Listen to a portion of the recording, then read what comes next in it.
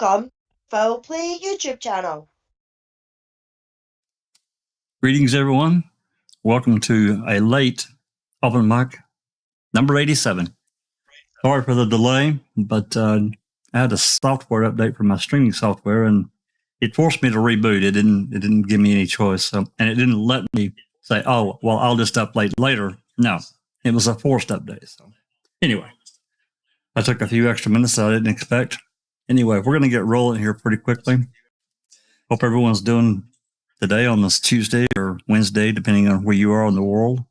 I know for our Australian friends, it's Wednesday, early morning. And for our European friends, it's still Tuesday, late. So anyway, we're going to be starting right back at it. We finished document 269 the other night, and we're going to be heading into document 270. But first, let's greet everyone, say hello, and then I got one document to show you that Cherie got today. That's interesting. It's not very long. It's actually just a little screenshot of Pacer. It's interesting, and I'm going to show it to you before we get started. But anyway, I'm going to say hello to everyone that's joined us here in Discord, and that would be starting with our greeter, Alice. How you doing today, Alice?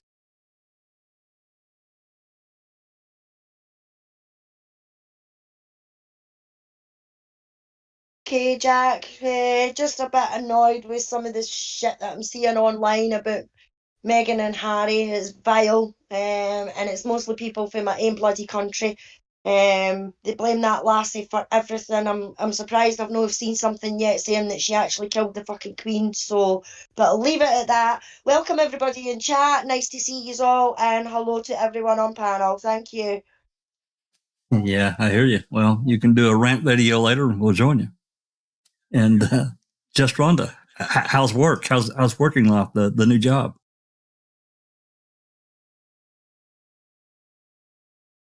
Really well. It's only been my second day, but I'm finding that I'm doing a lot of sitting around and kind of babysitting students that come into the various classes. I don't change classes. I'm working in a special ed class, so all of the students are the ones that change classes, and I stay in the same one, which is super nice because I don't want to have to try to find classes. I'm too old for that. And then I learned today that I can't work any more than 29 hours a week. They're cutting me off at 29 hours, which is actually just perfect for me. And I kind of get to make my own schedule, kind of. And so how bad can that be, right? Yeah, so that's not bad. Not a bad gig. So yeah, doing really well. Good. No, welcome. I'm not a teacher, JD. I'm just going to be a special ed. You're an aide, right? Kind of like an aide, kind of, yeah. But I'll be doing at certain times of the year. I'll be doing IEP work for the kids, for the students rather, and filing and clerical work, and setting appointments with teachers and parents and things like that. So yeah, so I'm excited. Good for you. That's great. Yeah, thanks for asking. And Mrs. Jinx has joined us today. Hello, Jinxie. Hey, everyone. Good to be here. I don't have really much to say. Wait, that's fine. That's all right. Well, thanks for coming. And Cyphercop, he had some other duties the other night. He couldn't join us, but he's here tonight. So rock and roll hoochie coo, baby. Woohoo! Yeah, my daughter had a softball tournament. They won 3 out of 5, so not bad. They just moved up from their 12 level to 14 level, and 3 of their games were against second year 14 level teams. So it was a good challenge for them. Yeah, it sounded like they did well. We're good. Alrighty. Well, I'll get into a little bit more to what we're at here in a minute. I see Susan has joined us. she's muted. So that tells me she's working on getting her headphones to work. Okay, well, we'll just move on, and she can say hello a little bit later when she gets that under control. Let's get everybody. See, we got joined us here in chat. It looks like we've got Roxana Lopez. Thanks for coming. The lovely Dark Side, one of our mods in chat. If you have questions or whatever, let Dark Side know. Alice will also be looking to check in chat if she can, and we'll try to answer questions if there are any. There's Bob Bailey. What's up, Bob? Thanks for coming. Colette M. Clive. Thanks for coming. Bethany. JD. Who else we got here? There's Iced Coffee. Rhonda SD. There's Clairview. Hey, Claire. Yep. Thanks for coming. Jason Bennett. There's Ian Rose. Nan's Live. Nan's Live. Yep. The Hod's here. Hey, thanks for coming, Mark. We really appreciate it, man. We're going to get to these documents here just shortly, I promise. There's Pete Moss. Thanks for coming.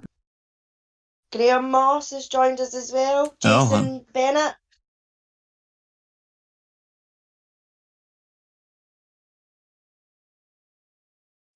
Yep, I think that's everyone. Yeah, I got Colette. I think that's pretty much everyone. Yeah. Sorry if we've missed anybody. The chat's quite full, so your name might have been above. If we Catnet's just popped in, so Andy B and me, Andy B. Of course. So yeah, we're there in the beginning. Your name might have went up in the chat, so even just pop another wee hello in there, and we can get you in. We've got Master Cedar as well. Yep. And Catnet is also another super mod, so she's always so excellent, and really appreciate her coming. Okay, so let's get rolling here. And as we talked about the other night, we covered 267, 68, and 69. We're starting on 270. And, basically this is Netflix, they're wanting summary judgment, and the other defendants, they're wanting summary judgment and said, hey, they've had all this time. We're not seeing it. Let's just let us out of this lawsuit. We're done. So, but before we start that, I promised a little short, little small clipping from Pacer today. Second.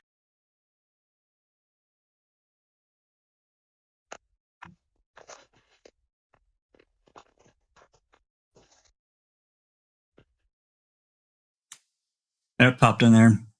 And as you see, you can see where I did the screen capture there.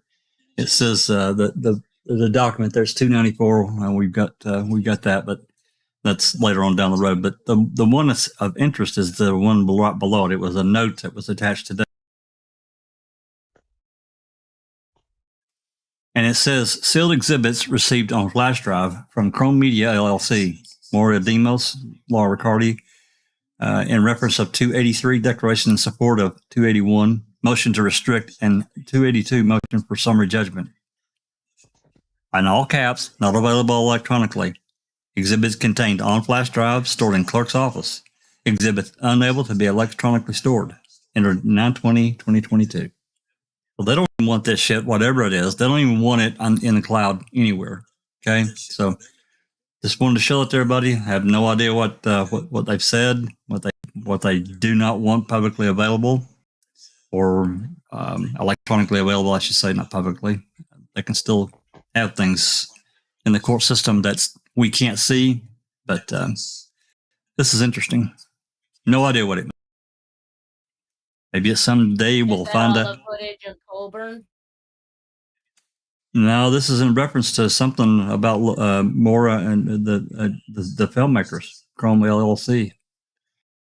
So, does that mean it's physically available if you go and obtain a copy? Probably for the lawyer. Probably for the lawyers. Not via a records request. No. No. Yeah, that's why it's sealed. Yeah, that I mean, you could request it, but they just say it's sealed and you can't.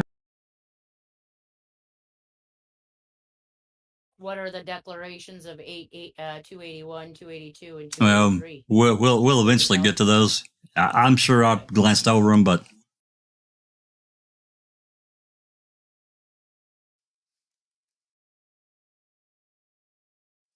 anyway, it looks like we've got Sunshine Christina has joined us. Thanks for, hey, how you doing today, Christina? And well, sorry I'm late. That's all good. I am glad to be here. This is like, I've missed y'all so much in just reading what we've got. It just, it kind of reawakens all the anger and frustration at just how arrogant these crooked individuals are. And I do like watching powerful, intelligent attorneys put them in their place. Like Lita Walker, she is so good. Anyway, well, we're glad you're back and can participate and do your thing. So anyway, let's get started with document 270. I'll start us off reading here because I know Rhonda worked today and Susan's getting settled. I'll start off and I'll read some. I don't have the excellent reading voice of these ladies, but hopefully I'm somewhat intelligible. So this is disagree with that, Jack. Well, thank you. Like I say, you can see it here. It's document 270. So that's where we're starting. It's 5 pages. So anyway, let's get going. This is the statement of stipulated material facts pursuant to the court's procedures to be followed on motions for summary judgment in civil LR 56B1B. The parties to this action have stipulated to the following material facts. Number 1, Making a Murderer, Ma'am, premiered on Netflix on December 18, 2015. Stephen Avery case. That's SAC, Stephen Avery case. And just so everybody is aware again, December 18th is Susan's birthday. And that's not to say that you have to get her a Christmas birthday present. I'm just saying. Number 2. Yay! There's Susan. How you doing, Susan? I'm good, Jack. Thanks. Sorry I was late. Hi, everybody. It's fine. It's fine. Number 2, Colburn, quote, wrote a statement in September 2003 regarding a telephone call that he received in and around 1994 or 1995 while he was a corrections officer at Manitowoc County Jail. That statement was provided to then Sheriff Kenneth Peterson, who told Colburn that he would put the statement in a safe. Shortly thereafter, the statement was turned over to the investigator for the state of Wisconsin, end quote. Declaration of Andrew Colburn. Colburn Declaration, you can see it there, CT. Number 3, Colburn has not watched Ma'am in its entirety. Number 4, Colburn has not watched any portions of Ma'am episodes 8, 9, or 10 to the best of his knowledge and recollection. Number 5, Colburn is voluntarily participating in the documentary tentatively titled Convicting a Murderer, CAM, which has not yet been released to the public. Number 6, Colburn voluntarily retired from the Manitowoc County Sheriff's Department in 2018. Number 7, Colburn had a retirement party when he retired from the Manitowoc County Sheriff's Department in 2018. Number 8, after he retired, Colburn decided to return to the workforce and was able to find new employment. Number 9, Colburn filed for divorce from his now ex-wife, Barb Colburn, in March 2021. Number 10, the divorce was finalized in February 2022. Number 11, Colburn had a romantic relationship with Jody Maurer prior to his divorce from Bob Colburn. Number 12, Colburn's relationship with Ms. Maurer harmed his relationship with his ex-wife, Barb Colburn, and his adult children. Yeah, duh. So, yeah, I'm sure it did ruin the relationship. Yeah. That's so annoying. 13, Colburn stipulated that for purposes of this case, I have agreed not to assert that making a murder caused my divorce. Well, that's new because you were claiming that before. Yep. Number 14, Colburn believes that Jerome Buting and Dean Strang damaged his reputation in the out-of-court statements they made about Colburn after the release of Ma'am. And as a side note, I don't know if you guys saw it, those of you on Twitter, that Buting put out a tweet, I think it was yesterday, maybe the day before, that Colburn had actually looked for an attorney to sue him and Strang and couldn't find one. They all, I guess, laughed at him or whatever. I don't know. I did not know that, and the emails that we've gotten from that Rookie and Sunshine Christine have got, I've never seen one about. So he must have done it from a computer that did not capture that. The only ones that we have are where he's going for a lawyer to go after the filmmakers and Netflix. So that's new and pretty. Number 15, Colburn at one point had wanted to sue Buting and Strang for defamation. 16, Colburn believes that former Post-Crescent journalist John Farrack damaged his reputation and at one point wanted to sue Farrack for defamation. Respectfully submitted, dated September 16, 2020. And as we can see there, it's signed by Barker, Leota Walker, and the various other lawyers in the case. So, comments, questions? They wanted Wow. to sue Buting as well, and it was they, because somebody said, I wish we could sue Buting as well. Or they didn't call him Buting, they said other words, but that was even just the researcher for this case for Colburn. They're talking about we should sue others. Yeah. Yeah. I don't know what movie this quote is from, but this sums up the attitude of, in my opinion, of everyone who is trying to convince the world that Stephen and Brendan are guilty and Manitowoc or making a murderer defame them. The truth is whatever I say it is, right? Right. Wasn't that Jack Nicholson in A Few Good Men? Why? That doesn't sound right. That's what I'm thinking. No. He says you can't handle the truth. You can't handle the truth. Yeah. Yeah. Yeah, but who is it that said that and said it was such, the truth is whatever I say it is? I mean, that's how these guys act. Somebody will probably recognize. It was Jack Nicholson in the movies A Few Good Men. Yeah.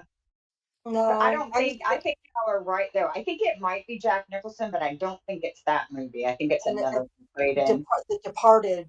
It seems like that movie, The Departed. Yeah. Oh, right. I thought you were meaning the one that they say that you can't handle the truth. The one that he says, I want the truth. He's like, you can't handle the truth. That's Jack Nicholson, and it's A Few Good Men, I'm sure, is the film. Yes, that's true. On that one. She was thinking of, though. Yeah. There is a guy named Ray S. Jones. I looked it up on Google, and he says, I don't know if it's from a movie or anything, but it says, the truth is what we say it is. Prove to me this desk is not a cow. Does that sound familiar to you? Is that what he said? No, that's not the one I'm thinking of, but that's basically the attitude of these guys, because there is tons of evidence showing that what they said is true isn't true. And yet they seem to think if they say it's true, it doesn't matter what you say. It's like whoever controls the court record controls the truth in this case. Yeah, pretty much. And, they try to, redo the narrative of what we know from other documentation. It's like when we talk about it all the time, that about the bookcase and, what was reported in the court record testimony from 3 separate law enforcement officers. It gets changed. Colburn writes an email to the new sheriff after man's released, changing the narrative again. And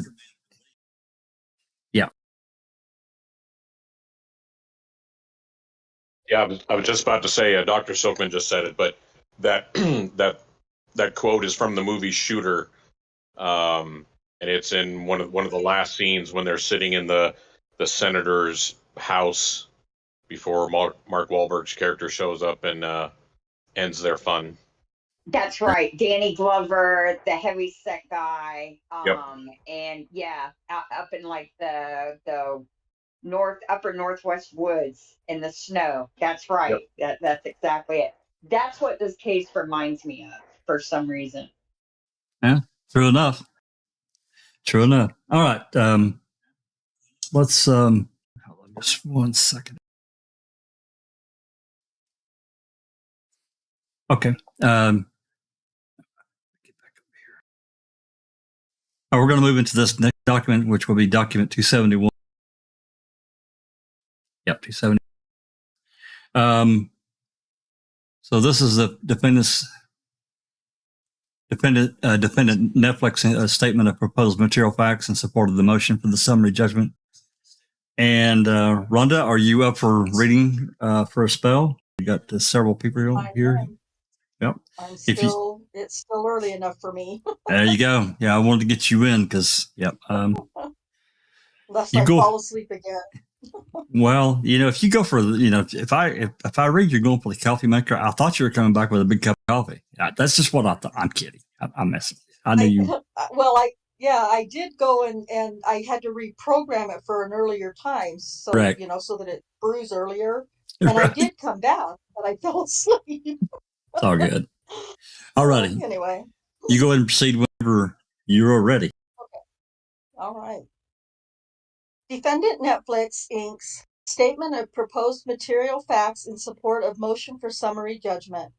Netflix Inc., by and through its undersigned attorneys and in support of its motion for summary judgment, submits the following statement of proposed material facts pursuant to the court's procedures to be followed on motions for summary judgment and civil LR 56B1C.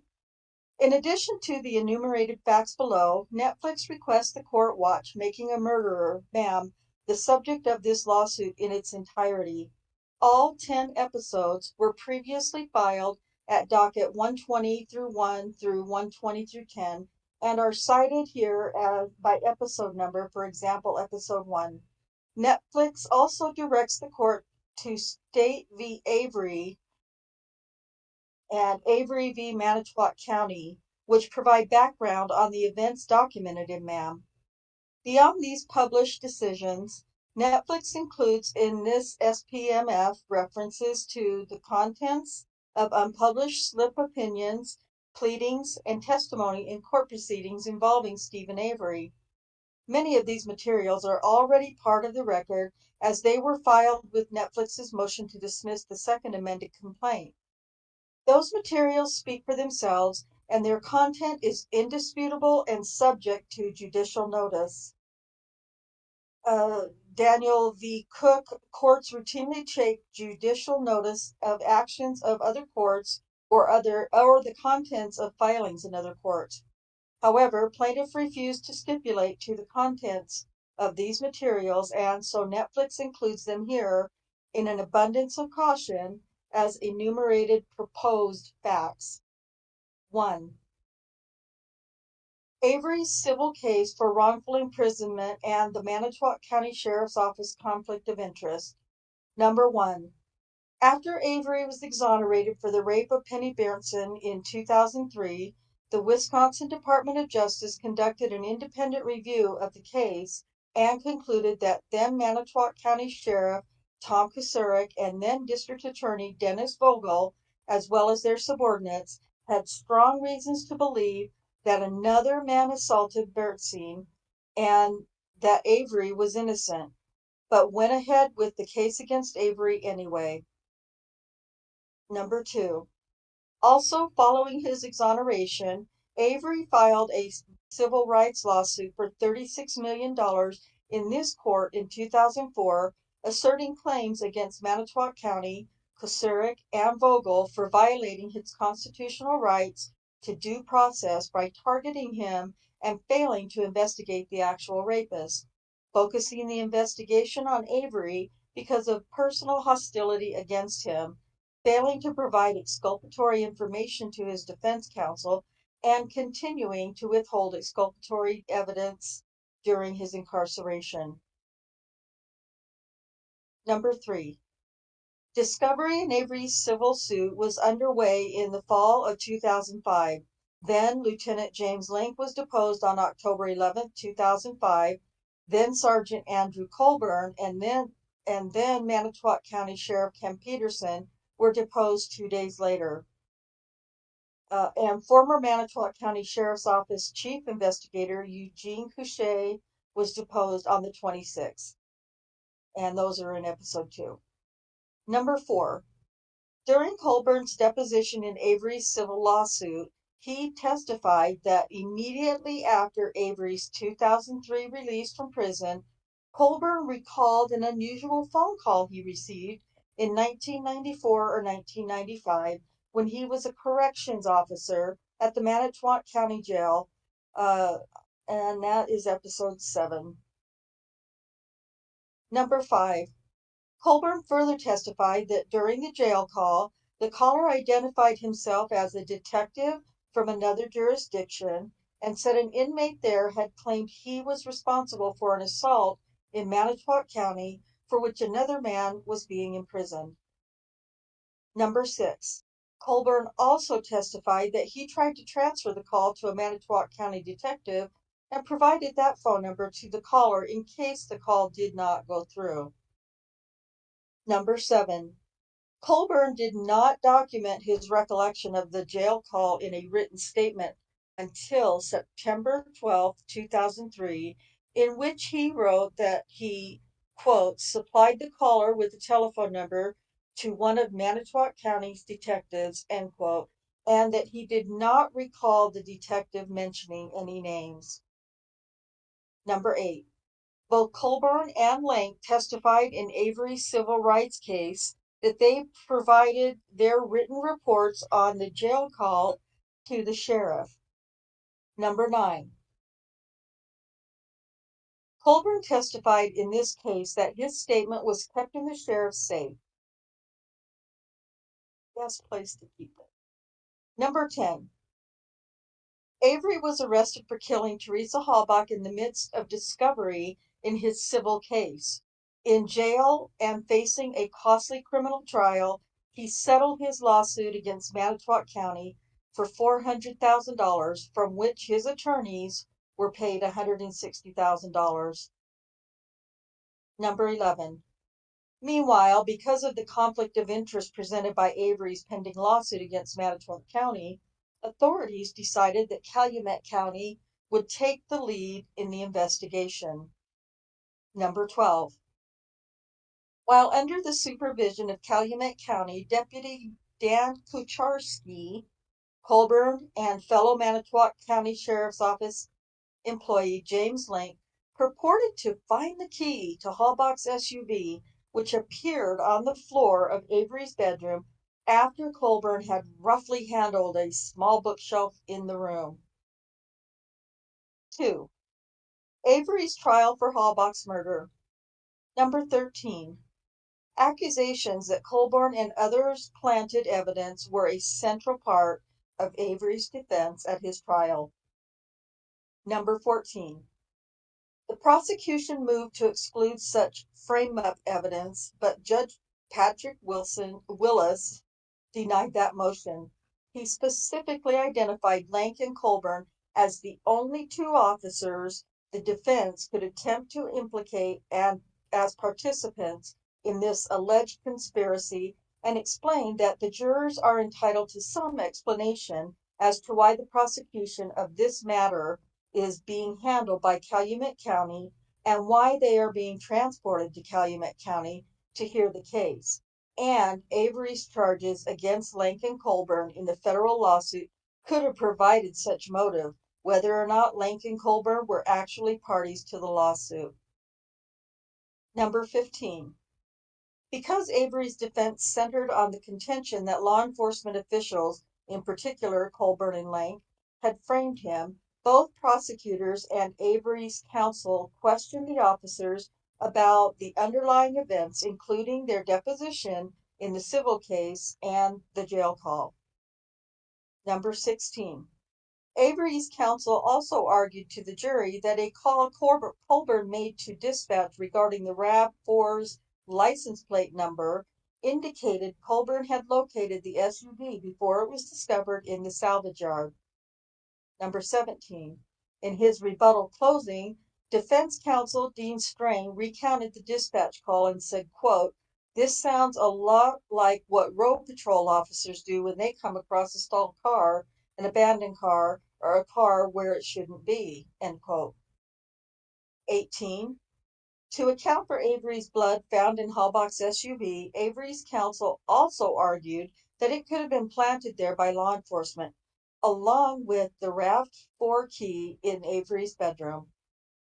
Number 19. Both Colburn and Lank testified at trial that the Avery civil lawsuit did not cause them to plant evidence or otherwise try to frame Avery. Number 20. Colburn, Lank, and Kucharski testified that they believed the RAV4 key fell out of a gap in the back of the bookcase Colburn had searched and then wrestled back into place. Number 21. Colburn's former counsel of record, Michael Griesbach, would later write in a January 2016 email that while he was convinced Avery is guilty, "I'm nowhere near as certain that the cops did not plant evidence to bolster their case." Number 22. In another email from January 2016, Griesbach wrote, quote, "Dean as much as admitted that he knows his guy did it, which is not to say that the cops did not plant evidence to make their case." End quote. Number 23. After the jury returned its guilty verdict, Colburn issued a statement that was featured on the local nightly news in which he said, quote, "I hope and pray that this verdict helps put to rest any suspicion or loss of confidence that this community may have felt towards our department, because I assure everyone that this agency has some of the finest law enforcement officers in the country in its employ." End quote. 24. At his deposition in the case, Colburn testified that Judge Willis permitted Avery and his defense team to, quote, "point the finger at deputies," end quote, and attempt to prove Avery was framed. Let's break right here just for one moment. I have to comment. I have to on 21 and 22 where Griesbach's talking in these emails, and notice how he's trying to play both sides here. Yeah, they might have planted some stuff, but that's not to say Avery didn't do it. They're just helping the case out, and and to him, that's okay. That's what he's saying basically, because he's not really lambasting the cops for what they did. To me, in my opinion, this is just an opinion. If the police act that way in a case, none of it can be trusted. That's just me. So he's basically keeping with the narrative that Kratz basically gave at trial, which was like, who cares if the key was planted? There's all this other evidence. Basically, yeah, absolutely. Zapper Cop, you may have an opinion on that, seeing as you're, history as a police officer. Yeah, just everything about that, including the plate call. There's absolutely zero reason that Colborn would have called in that plate for the reasons he stated, unless he was looking at that vehicle, because he had already had the information he needed from 2 other sources, including another detective. So there was no other reason for him to make that plate call. And he admitted it on the stand when he says Weger gave it to him. Yeah. Yeah, there was no reason. There was absolutely no reason for that call unless, you know, he found the RAV and it wasn't what he was expecting to find. That's what prompted the call. And I think I've said that before. I think what happened is he encountered a car that was a different color than they were expecting. Yeah. But yeah. Which brings us back to the little oddly worded sentence. I think Susan read on Sunday where what was said? Another vehicle of Teresa Hallbox was found. What was the exact wording of that sentence? I'd have to go back and He look, found- but go ahead. He found keys to another of Teresa's vehicles. Yeah. Yeah. So it just makes you wonder what else is going on that can't be discussed because it's not part of the quote official record. That's right. That's right. Also, I just want to mention after reading those emails where they talk about keeping this story relevant and in the news, I feel like a lot of greasy box, like Rhonda called him greasy back. I feel like a lot of his statements aren't made because it's personal belief. They're made because it's what needs to be said to keep the case relevant. I think about how at the bottom of his emails he has that little qualifier, award-winning, best-selling author. Yeah. You know what? Yeah. Yeah. Oh, yeah. I mean, talk about stroke of my ego. Yeah. But not only that, you've got to remember the way he said in the document that we read the other night there during the trial when Butin asked him if he was looking at the car, and he says, I shouldn't have been. It's either a yes or a no. Were you or were you no? But Yeah. he said, I I shouldn't have been. I wasn't and shouldn't have been. I don't know. It's just it was a really strange answer, strange way to answer. It just may be the way he talks and trying to encompass what a police officer shouldn't be doing and not admit to it. It's weird. I grant you that. It's weird. It was poor wording on his part. I think what he was trying to allude to is he shouldn't have been looking at it because the vehicle wasn't there. I think that's what he was trying to get across, but he worded it really poorly. He did. I tend to agree with that, Cyber. Okay, Alice, is there any, I mean, we haven't read that long. Is there any comments or questions we need to get to before we move on?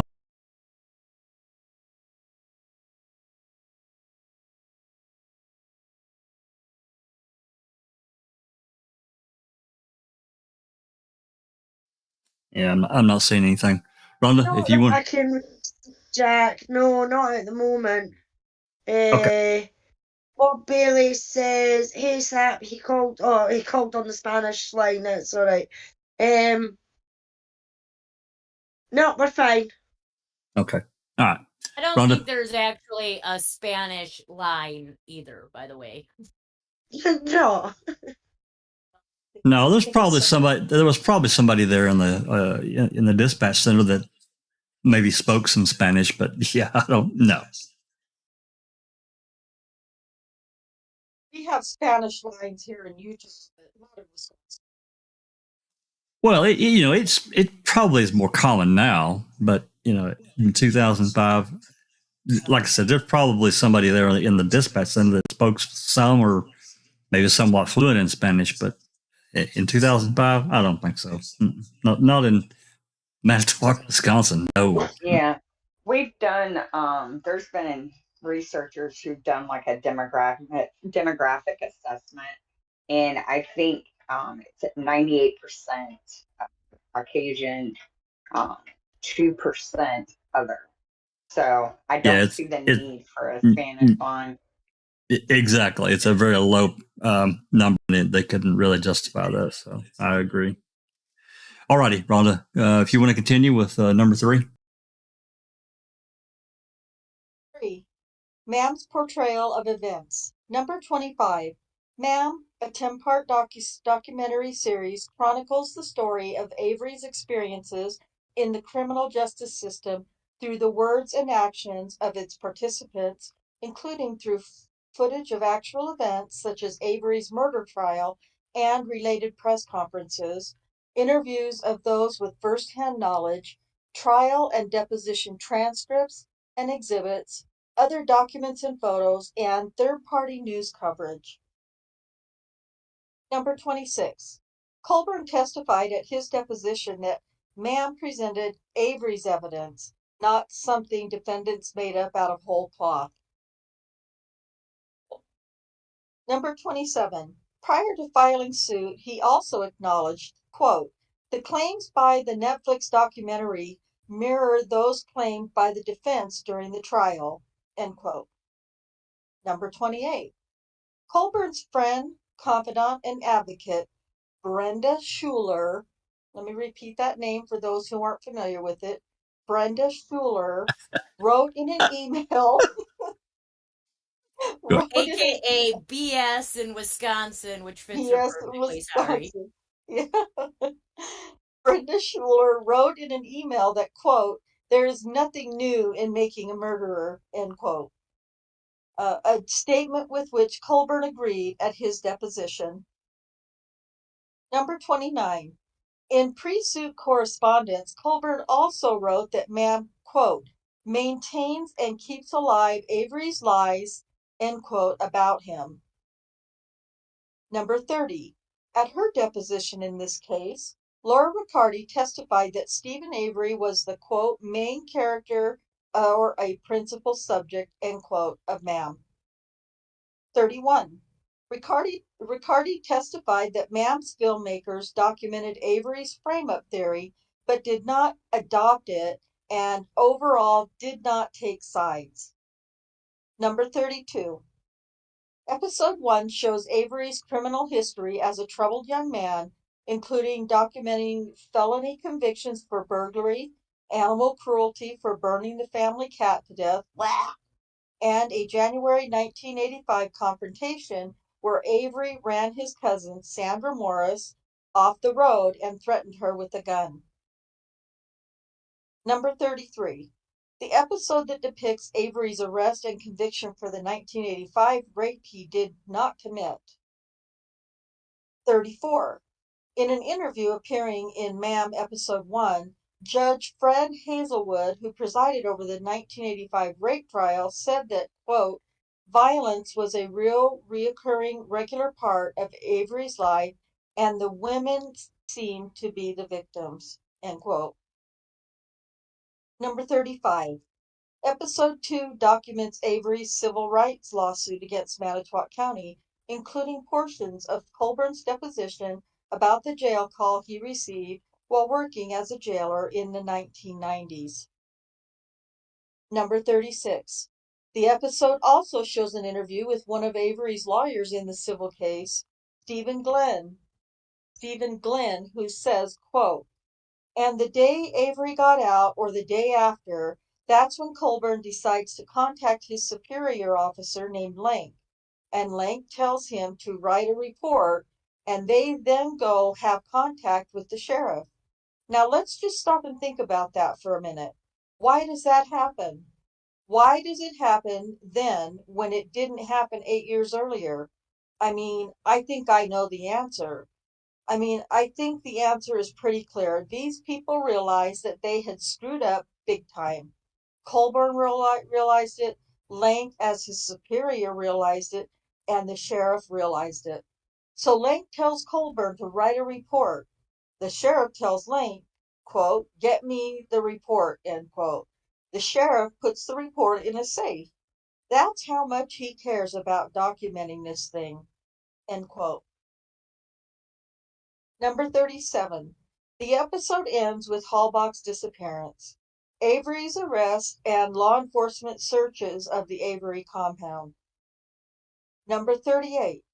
Episode 3 depicts the split in opinion in Manitowoc, including with interviews of some who believed Avery's claim he was framed, and others expressing belief of Avery's guilt, including Avery's own brother, Chuck. Number 39. At his deposition in this case, Colburn acknowledged that local residents had divergent views at the time of Avery's arrest and trial, stating, quote, "I'll agree that there were some in the community that thought he was innocent. Some thought he had done this again," end quote. And Avery had his supporters. Law enforcement probably had a few supporters as well. I don't know. Can I just say something? Please. Yes. Some thought that he had done this again. Mhm. I'm glad you said that, because What the that fuck? also, Yeah. Again, what do you mean again? Right? you know who that sounds like? That sounds like Couché. Remember Yeah, how it he does. said, yeah, doesn't it? It sounds like Couché at his deposition. And I wonder if Couché wasn't a huge mentor for whatever Colburn did in this investigation. I have no doubt he's the smartest one of the he's probably smarter than 75 or 80% of the everyone on the force. Yeah. Was a smart son of a bitch. We all know it. Yeah, Well, I think he did end up dying the morning of the trials, the morning the trial Mhm. started. So, in not com- Ireland, right, Jinx? Wasn't it in Ireland? I didn't know that. What are you asking? What? Sorry. Where Wasn't Couché- Jean Couché? Go ahead, Jax. I'm sorry. No, she was just curious of where Couché passed away at when she said what he in Ireland No, he or was in Manitowoc. What they write is like, instead of saying he's off to heaven, right? They say that he's off to because he wanted to be, what are those Ireland stones or whatever that you're supposed to touch or whatever? Blarney Stone. Blarney. He is Irish, so they said he went off to the Blarney Stones, right? So it kind of makes it confusing in his obituary, but he died in Manitowoc. I'm pretty sure he died in Wisconsin, and he was never in Ireland. He's just an Irish guy with Irish sayings, Heritage. his Right. heritage. He's bringing his heritage into his obituary because he felt very connected to that for some reason. He probably never saw the Blarney Stones. He probably always wanted to, Yeah. Yeah. And he did either he worked for the CIA or he trained under CIA investigators for a while. I think he was also in the military, which Colburn was. He was in the military, and he also went to Quantico for several weeks for counterintelligence and other training that others didn't get to attend. Yeah, and then something. Couché was a counterintelligence guy in the military. Thank you. His training and background was actually pretty slick, which is really surprising to me based on how he was in his deposition, because I would not have expected him to screw up that badly in that deposition with that background. Yeah, but honestly, though, if you, as someone who's had training in healthcare, you can look at him and his deposition and tell that he's dying. He has like that gray, sunken in, struggling to breathe. I think the only thing that was keeping him alive at that point was just hatred and anger, and just I don't want to bring religion into it, but just not wanting to die. But his health he was just in bad shape. Yeah, he was in rough shape, but yeah, I kind of have to agree. It's almost like he screwed up so badly, and he had to know better. He had to. Maybe his mental faculties had slipped so far because of his health. Your health. When you get in pain and different things, it alters your thinking and your way of presenting yourself, right? Yeah, Jax, as well as I know, like when you're in severe chronic pain, you can't think. No, there's no thinking beyond trying to forget how bad you hurt. That's right. Any kind of logical thinking is out the window. That's right. That's exactly right. Well, I think just we. want to mention about his health is he had suffered a heart attack not long after Avery was arrested for the 85 case. So it's not like his health was that's a sign of his health being bad for a long time. So he 85. he struggled for many years with it. There you go. But I He was think a big boy. before yeah, he was. But before we start back up, I have to make mention of this letter or this memo that Link told Colburn to write, and why. Glenn encompassed it very well, but I question it. To me, it's a gigantic red flag, and this is speculation, guys. Again, I don't think they knew or they had a suspicion. I don't talk about law enforcement in the county. They may have thought that, hey, we don't really know what these lawyers have got. Did they talk to this Brown County detective? Have they got a statement from this person? Not knowing, right? So to protect themselves. And then we've done, I don't know if we actually did a podcast on this or if we just kind of discussed it in a podcast. In 1996, there is, and it's kind of weird because when you go back to look at the timing, it doesn't really work with trying to vet for with Stephen Avery's post-conviction cases. It's the same year, but the months don't really work for it being the reason. Couche, out of nowhere, calls in 3 or 4 of the detectives that worked the 85 case and asks them these weird questions about were there any other suspects? Did you pursue any other suspects? And remember that you remember that, Jax? There's like three.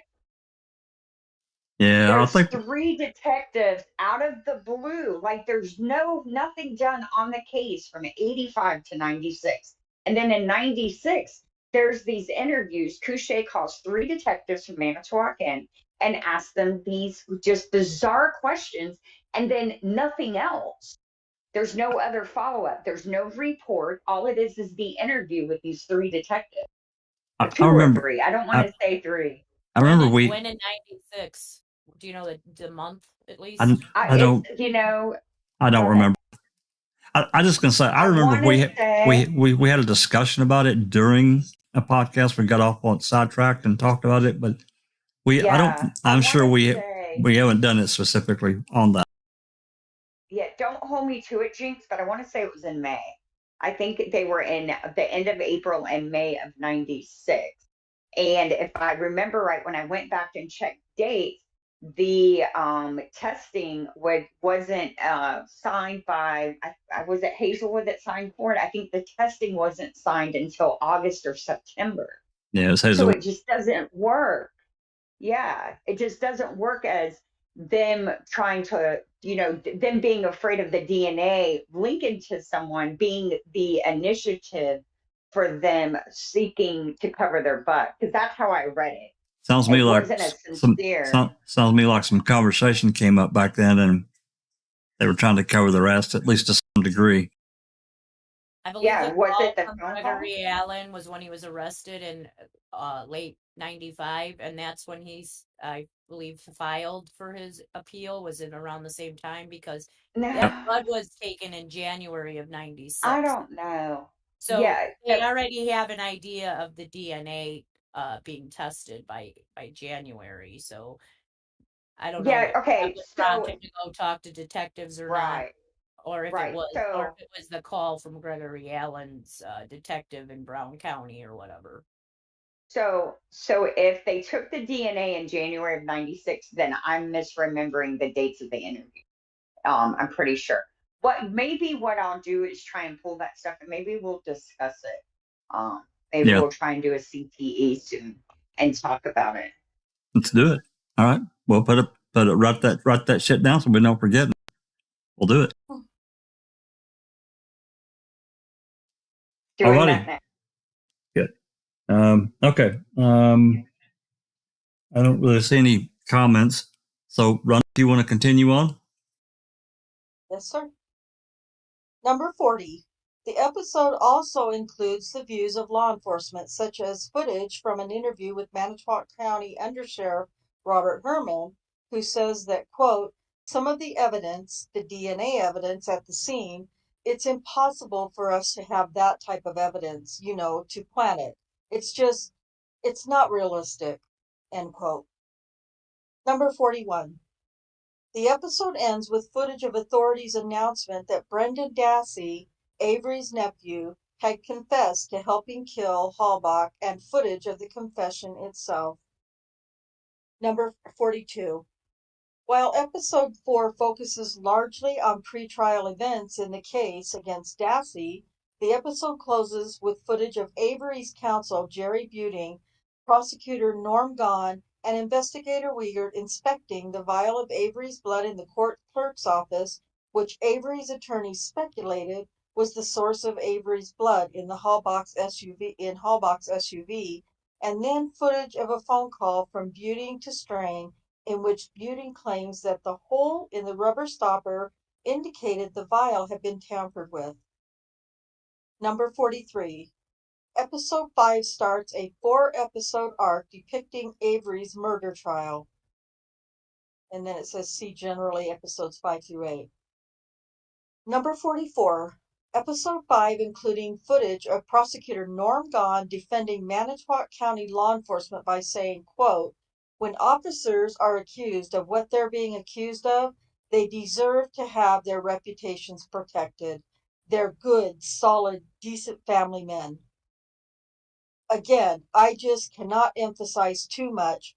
Give us the chance to meet this planting frame-up defense. End quote.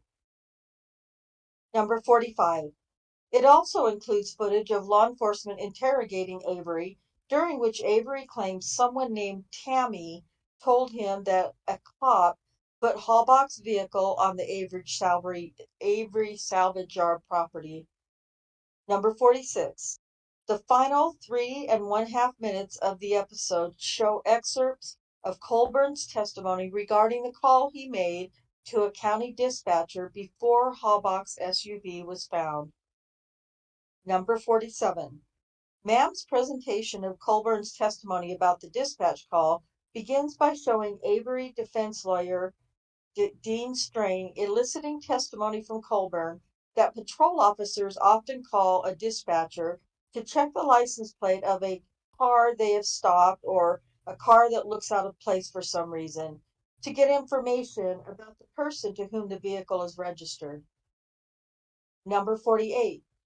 Also in episode 5, Ma'am then shows Strain playing a tape of the call in which Colburn asks a dispatcher to run a license plate, Sam William Henry 582, which the dispatcher says shows that she's a missing person, and it lists to Teresa Halbach. Number 49. Colburn is heard asking the dispatcher, quote, 99 Toyota, end quote, and she replies, yup. Number 50.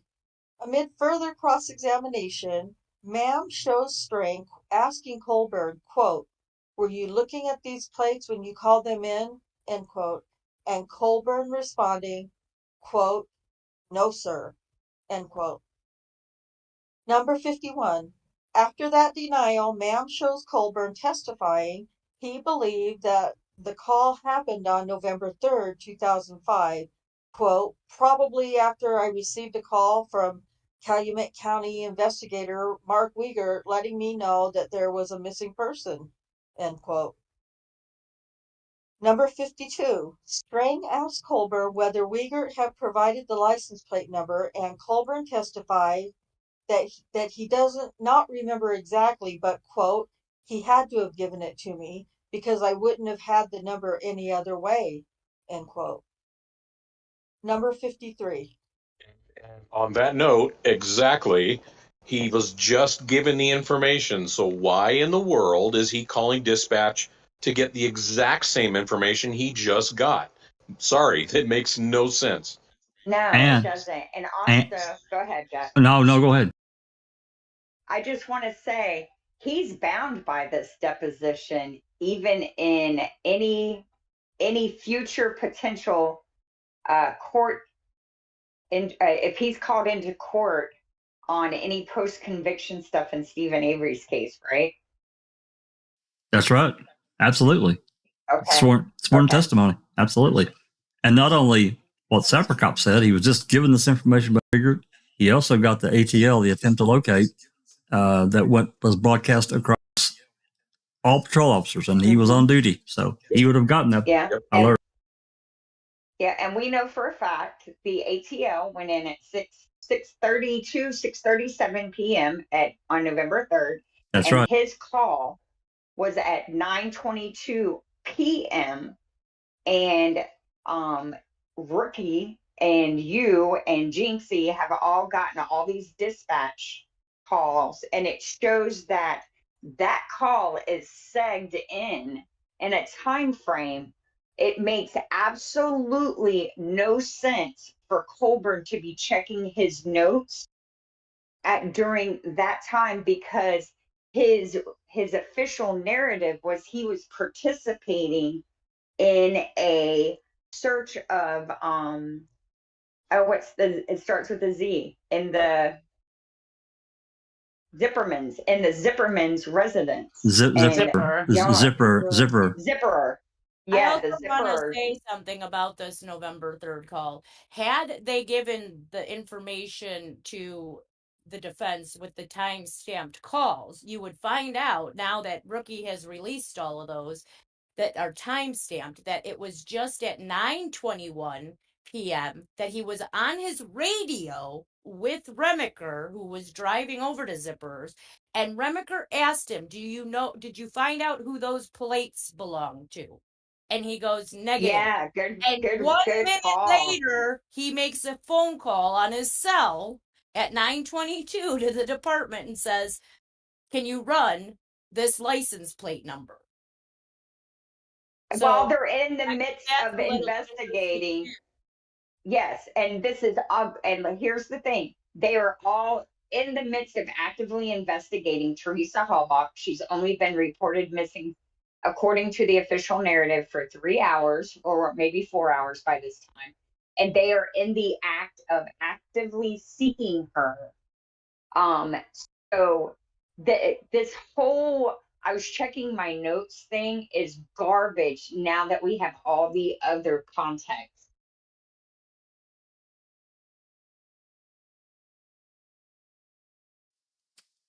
Okay. All right. Yeah. All right, let's move on.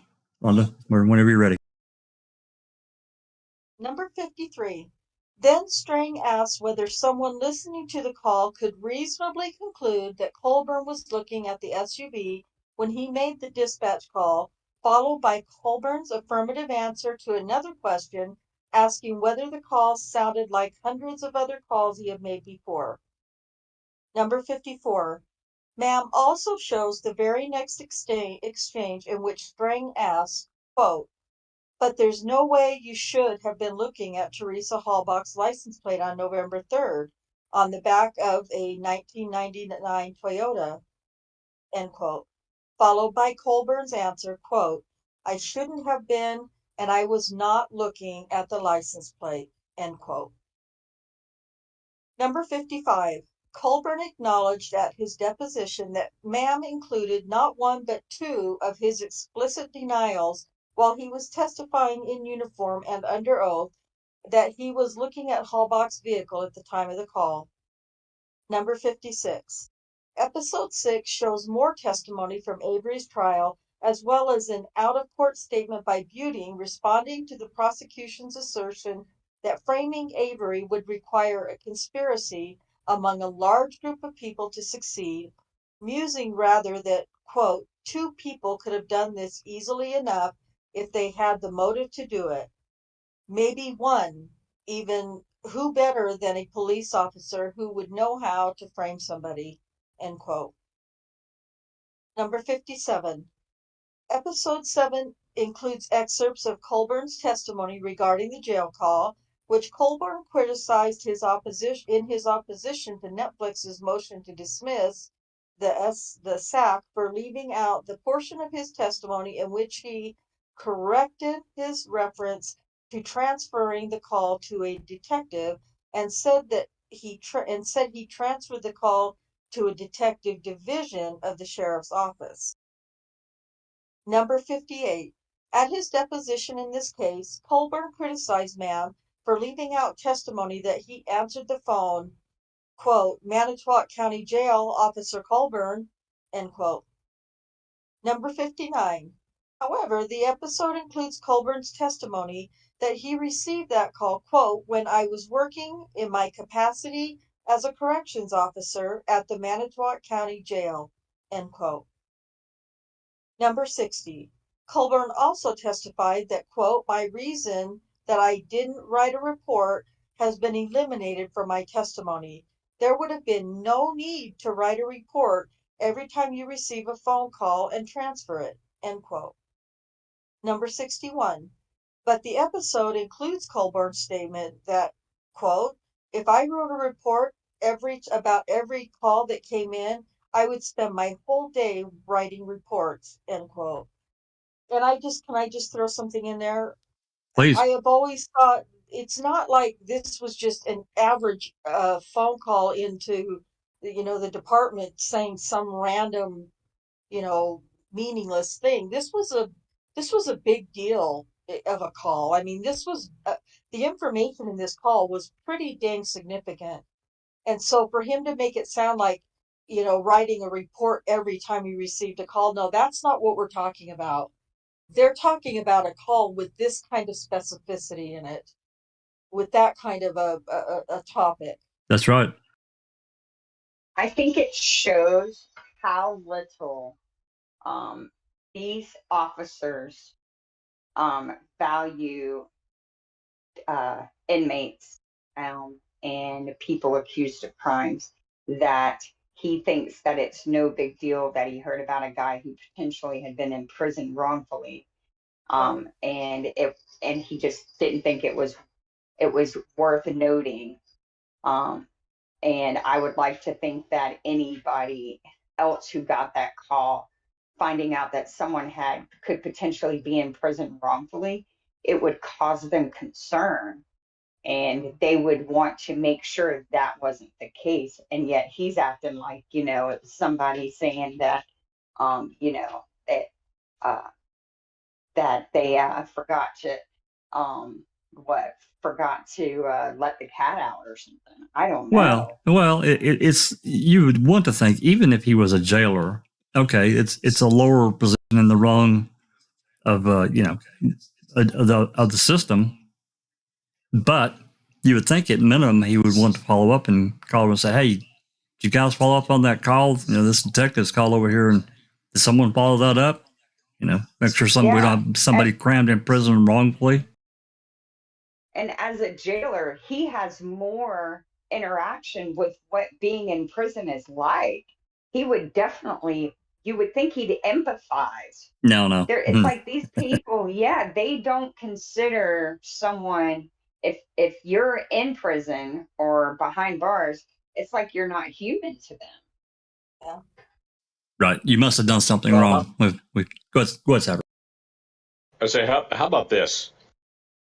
What proof do we have that there was ever a call in the first place? Exactly. We don't have the call itself. No. No law enforcement officer from Brown County has ever come out and said, yep, that was me. I called and said this and this. All we have is Colburn saying this call took place. That's right. So maybe we should look from a different angle and think, is there some benefit to Peterson, to somebody to have this report that says that call with that type of information came in? Because there had to be a reason that Peterson wanted that in writing and in his safe. So it's interesting that you bring that up. We've kind of so we could batted this around. We've batted this around a couple of times. And one of them, like trying to figure out, why would they do this if there wasn't a call? What were they trying to do? And was it to try and cover a call perhaps that had come in? Because see, it once again, you have those reports from Couché. Like there's something else going on that we don't have all the information about. I can't escape that there's still a large piece of the puzzle that is missing regarding that time from like 94, 95, 96. There's something else besides Gregory Allen getting caught in Green Bay that it was also unfolding. You know, Christina, I'm thinking now, I'll have to go back and reread because I don't want to say this wrong, but it seems to me like that Lehman and Strauss ran across a couple of cassettes that they couldn't play or something didn't work functionally about them. I'm now wondering if that was potentially a recording of that call. I don't know if they recorded calls back then, but I suspect they probably did. They came into the various lines on Manitowoc or whatever. Maybe smaller counties didn't do it, but I'm just wondering if there was a recording because I'm remembering a cassette or two that wouldn't work. I'm not saying that it's connected. I'm just saying I don't know. I remember that. I remember that being on her evidence destroyed list. It's on Strauss's. There's like a memo on the end of the report where she destroys a few things, and one of them like her field notes and also those tapes. Yeah, so I do remember that as well. Yeah. I don't know. I think, you know, I've always said Gregory Allen is the key. And I know it's not a popular thing, but I swear there is more to this that we just haven't and the further away we get from it, the more difficult it's going to be because they're dropping like flies now.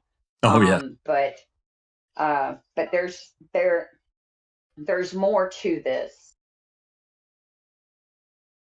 Correct me if I'm wrong, but didn't somebody try to get Gregory Allen's records from Brown County from back in 95 when he was arrested, and for some reason they've been destroyed even though the guy still sits in prison? Well, Christina's got experience there. Go ahead, Christina.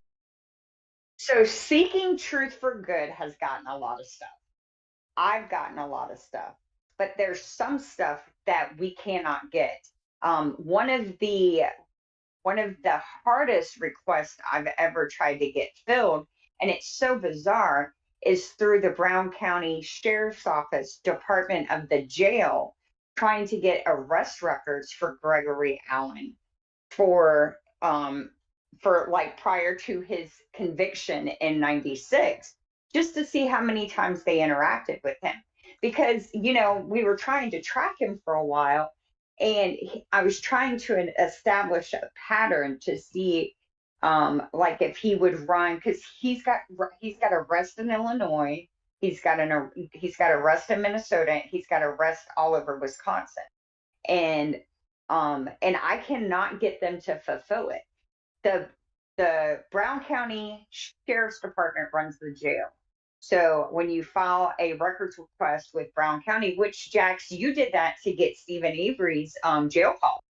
Yeah. When I filed my request, the Sheriff's Department tells me they don't handle jail requests. I need to go to this website. They give me a link, but it's to the Brown County Sheriff's Department to request the information. And then all that stuff happened personally in my life, and I kind of just stopped fighting with them.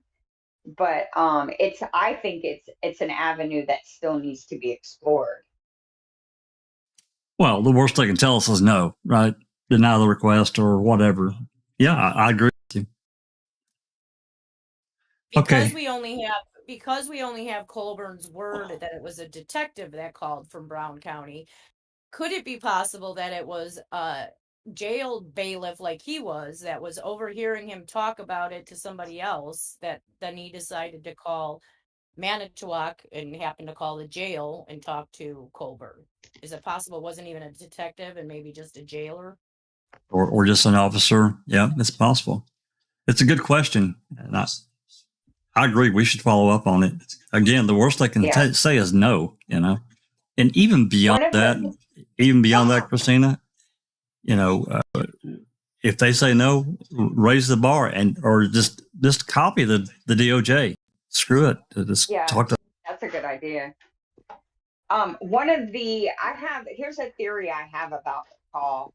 I think I've mentioned it a couple of times. So we know that the Innocence Project was very active in Stephen's case at this time. And you know, by that time, even though Gregory Allen is never really mentioned in court, anyone who does any investigating into this case knows it's Gregory Allen. Once you start looking at offenders active in that area at that time, right? So I was thinking, what if it was a Green Bay law student who happened to see that Gregory Allen got arrested?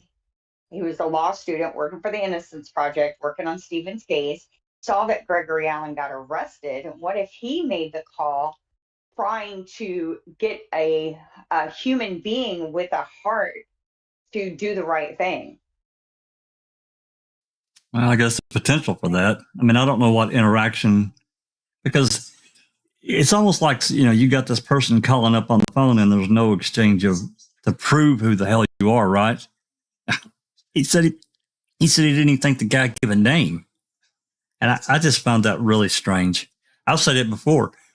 These people in these various departments, especially the larger counties, why wouldn't they have the direct line for Manitowoc County Detective Division and instead of calling the fucking jail? Come on. I have a real problem with that.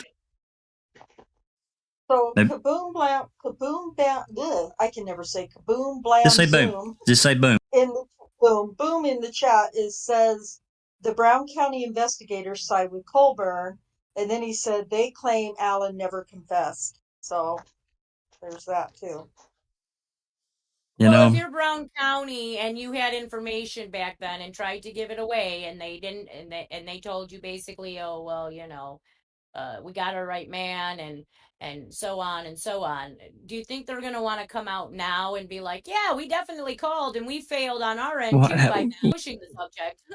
Well, hell no. Now we're into a liability issue, right? Yeah. Well, remember the guy in Minnesota. He buried the DNA match and let that case stay cold. And he's not even a Wisconsin cop. And how far apart is Green Bay and Manitowoc again? What, about 90 minutes? Is that right? Like 30. Yeah, it's like 30 to 40 minutes. Yeah, 30 to 40 minutes, depending on traffic.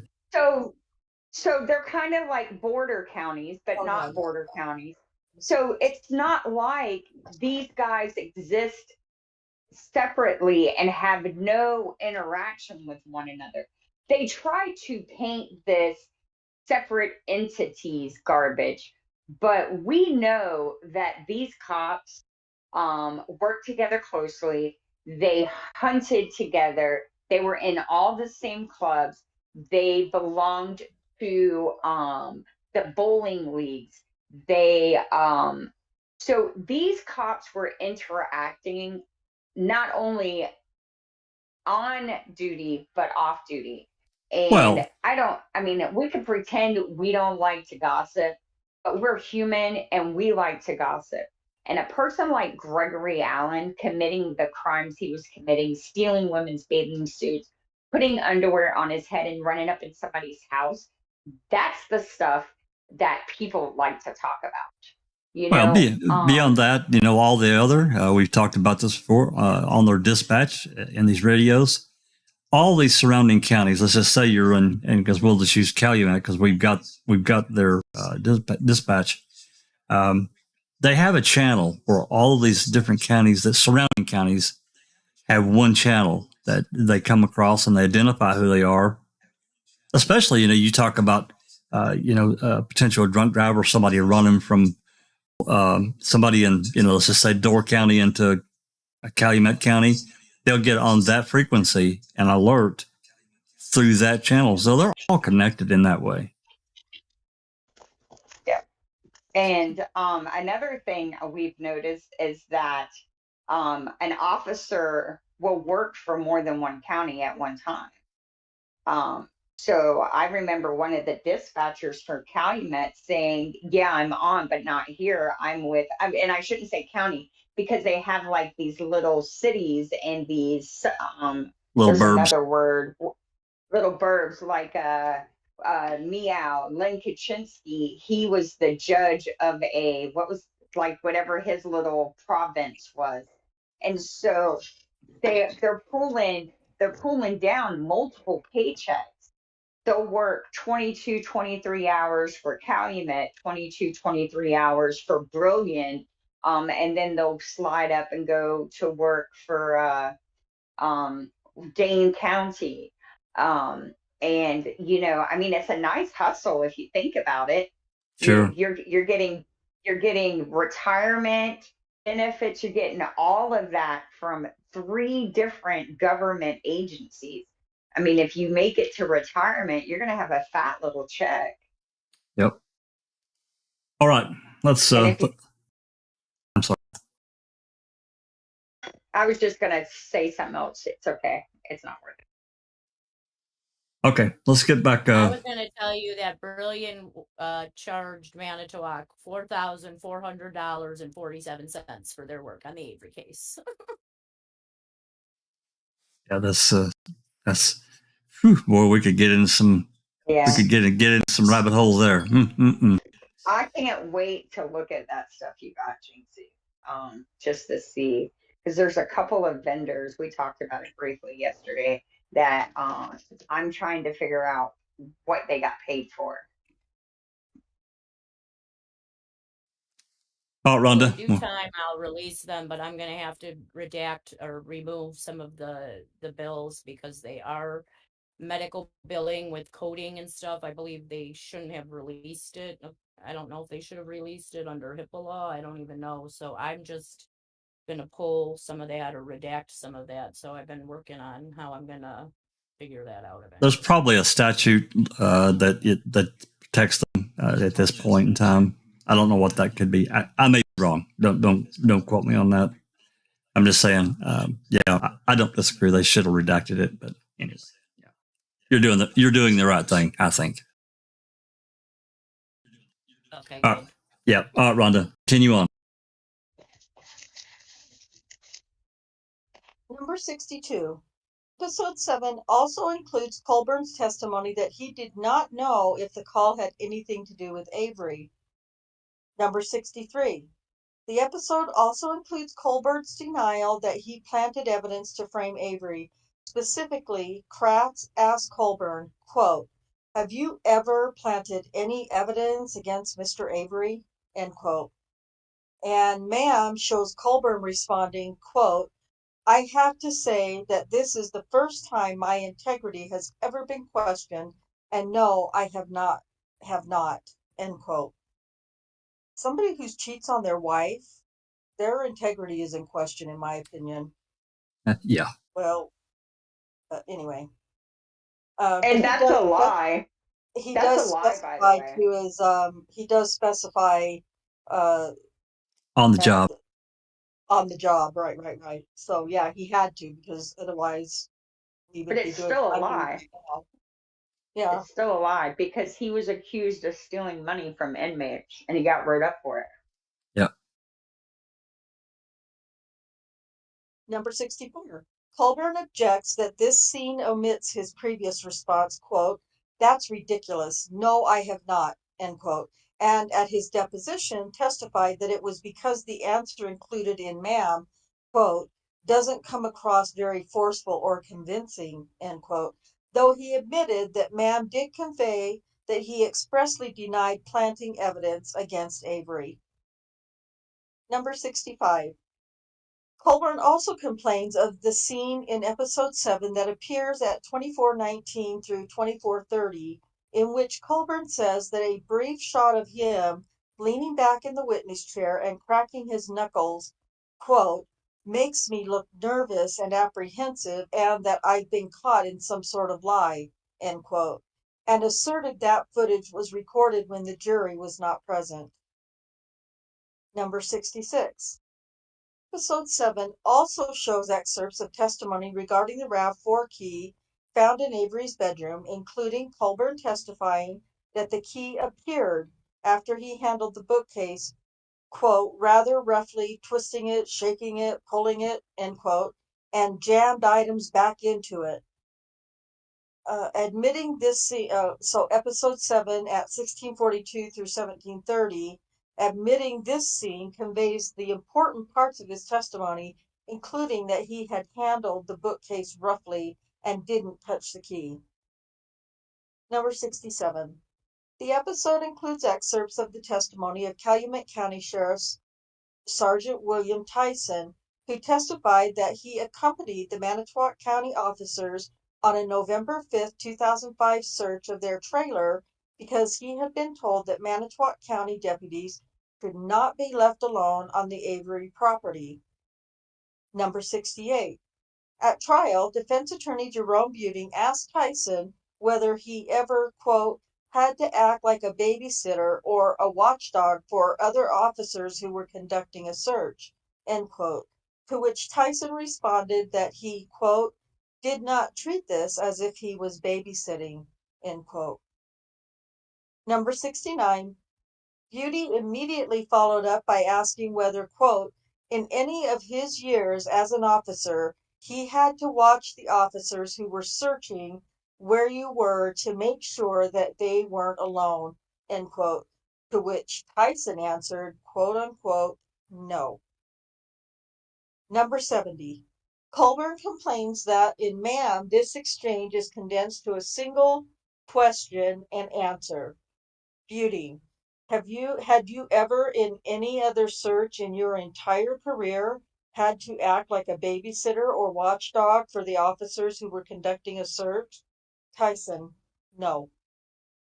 Number 71. Episode 7 also shows Colburn's and Lank's testimony denying planting blood, and prosecutors criticizing the defense's frame-up theory. Number 72. It includes Kratz telling reporters, quote, around these parts, if you're going to suggest that a cop is crooked, you're going to suggest that a cop committed crimes, then you better have something other than your elbow was on the table. And in this case, to suggest that these police officers planted evidence with nothing, that is, not with one shred, at least anything that I've seen that approaches evidence, I think is absolutely deplorable, end quote. Well, we all think you're absolutely deplorable, so there, Pratt. Number 73. The episode also includes local reporter Anjanette Levy describing Colburn at a news conference as, quote, a law enforcement officer for 13 years. He puts on a uniform, a badge, and a gun every day and goes to work and tries to do his best, end quote, and challenging Strain by asking, quote, if you were going to put somebody on the stand and accuse that person of a conspiracy, Mr. Kratz kind of made it sound like you should be able to offer some proof that this planting actually took place, end quote. Number 74. It also includes Gaunt saying Manitowoc County law enforcement, quote, my blood starts to boil when I hear this, that these police officers, these good, solid citizens, good, decent men, are accused of planting this evidence, end quote. Number 75. Episode 8 includes more than 8 minutes of excerpts from both sides' closing arguments, intercutting those arguments, for example, shifting back and forth between them to show viewers key assertions from each side. Number 76. The episode depicts Buting arguing that evidence could have been planted by one officer working alone, naming Lank, and then Ken Kratz responds to this that the vile planting defense is absolutely ludicrous. Number 77. And it reaches its climax footage of a local news anchor reading Colburn's Post-verdict statement praising the verdict. Number 79. Episode 9 shows footage of Dassey's trial and conviction and from Avery's sentencing, where Judge Willis tells Avery, quote, "You are probably the most dangerous individual ever to set foot in this courtroom." Jesus End Christ. quote. Had they already seen Jeffrey Dahmer by then? I mean, Jesus. Yeah. God. Well, I'm sure Dahmer wasn't in his courtroom. In his and I think courtroom. No. Yeah. Not wrong county, Yeah, but I yeah. know, but still, come on. Jesus. Ugh. Number 80. Episode 10 describes post-verdict developments such as the fact that Avery and Dassey both lost their first rounds of appeals. Number 81. This enumerated item intentionally left blank. Number 82. On October 19, 2018, Netflix premiered a second 10-episode season of Making a Murderer, which follows the post-conviction appeals of Avery and Dassey. Number 83. None of the statements challenged in the Stephen Avery case are from the second season of MAM. Let's see, 5. Netflix's involvement in MAM. 4. Oh, what did I say? Oh, 4, sorry. 4. Number 84. Netflix licensed MAM from Laura Riccardi and Moira Demos in July 2014, hereinafter the producer defendants. Number 85. Prior to Netflix's acquisition of the film, Maura Demos wrote in July 2013 that, quote, "The series is 90% shot and we currently have rough cuts of the first 3 episodes. To date, this project has been exceedingly independent. The series has been entirely produced, directed, shot, and edited by my partner Laura Riccardi and myself," end quote. Number 86. The license agreement, signed on or about July 28, 2014, contained a warranty that the producer defendants would provide a truthful and accurate series to Netflix that did not defame anyone. Number 87. The producer defendants hired their own lawyers for the production. Number 88. Netflix's core team for MAM consisted of Lisa Nishimura, Adam Deldeo, Ben Kotner, and, to a lesser extent, Marhon Helvati. Number 89.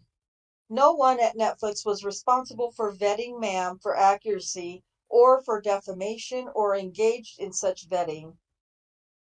Number 90.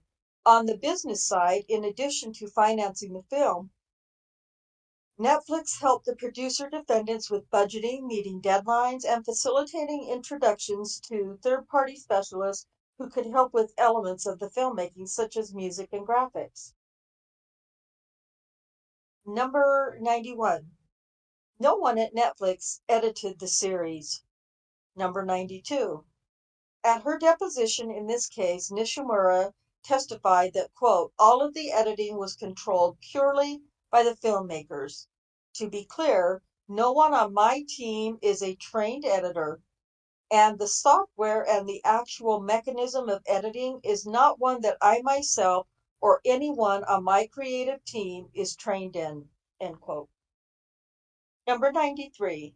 Likewise, at his deposition in this case, Deldeo testified that, quote, "Laura and Moira were the filmmakers. They were looking at the footage, the trial footage, all the assets they had.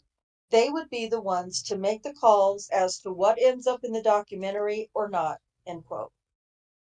Number 94.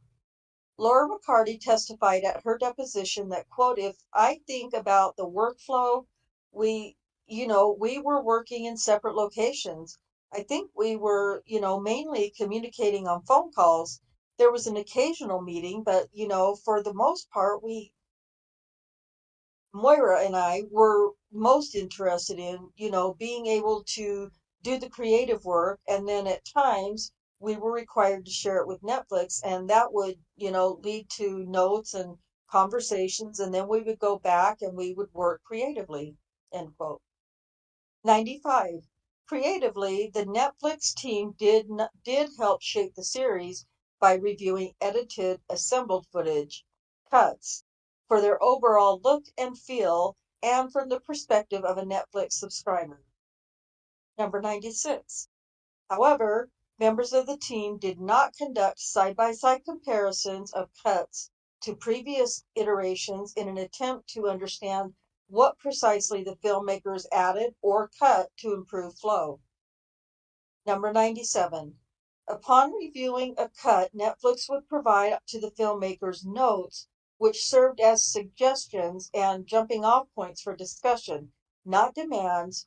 Just because a suggestion was made does not mean it was implemented. Number 98. Although Colburn asserts Netflix's suggestion to improve pacing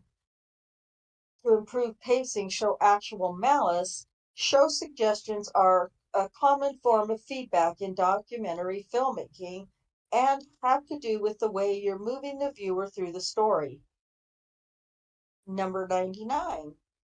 Nishimura stated in her declaration that edits regarding pacing were intended to engage the viewer and help the viewer digest the most salient points of a long and sprawling account.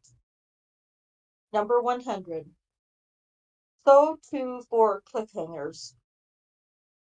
Deldeo attests that Netflix employees suggested that episodes should end on a cliffhanger, a standard documentary series technique, in order to keep viewers engaged so they watch the next episode, including those episodes in which Avery is ultimately convicted. Number 101.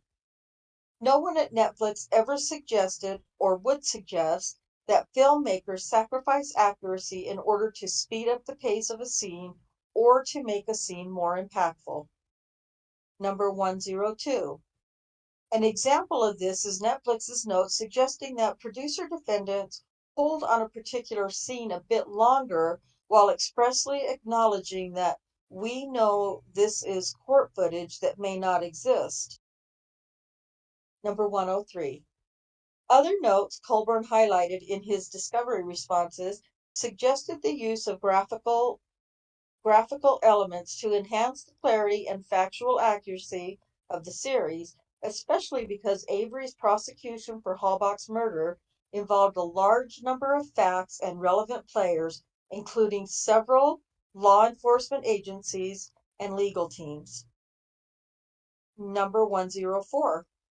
At his deposition in this case, Colburn testified that defendants knew ma'am was false because, quote, they were sitting in the courtroom and saw my complete unedited testimony, end quote. Wait, what was that? That is so ridiculous That that is, yeah. he's claiming they knew that was false because that's the way he testified. Yeah, I had to go back up and reread that because I was like, wait a minute, what? Yeah, what a crock of shit. Yeah.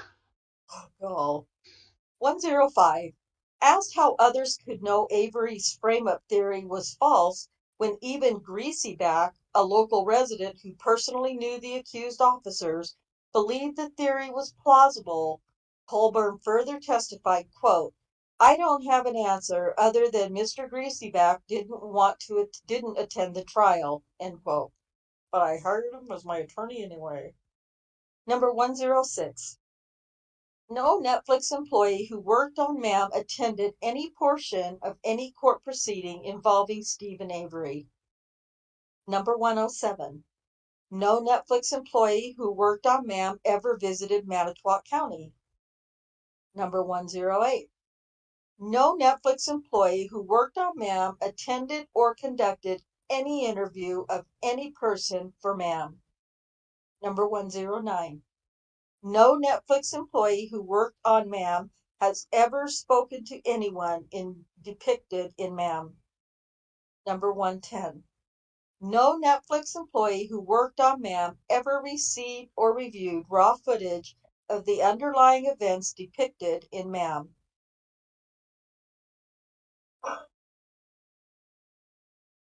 You need It a, says you need a all break. raw footage was in the exclusive possession and control of the producer defendants. You need a break, Rhonda? No, I just had a cough that snuck up on me. I'm Oh, almost done anyway. yeah. It's only got a few pages left. Okay. Number 111. Beyond raw footage, no Netflix employee who worked on MAM ever received or reviewed any other source material from the events MAM documents such as deposition or trial transcripts or exhibits. Number 112. Colburn admits he has no evidence to contradict the preceding 6 statements. Huh.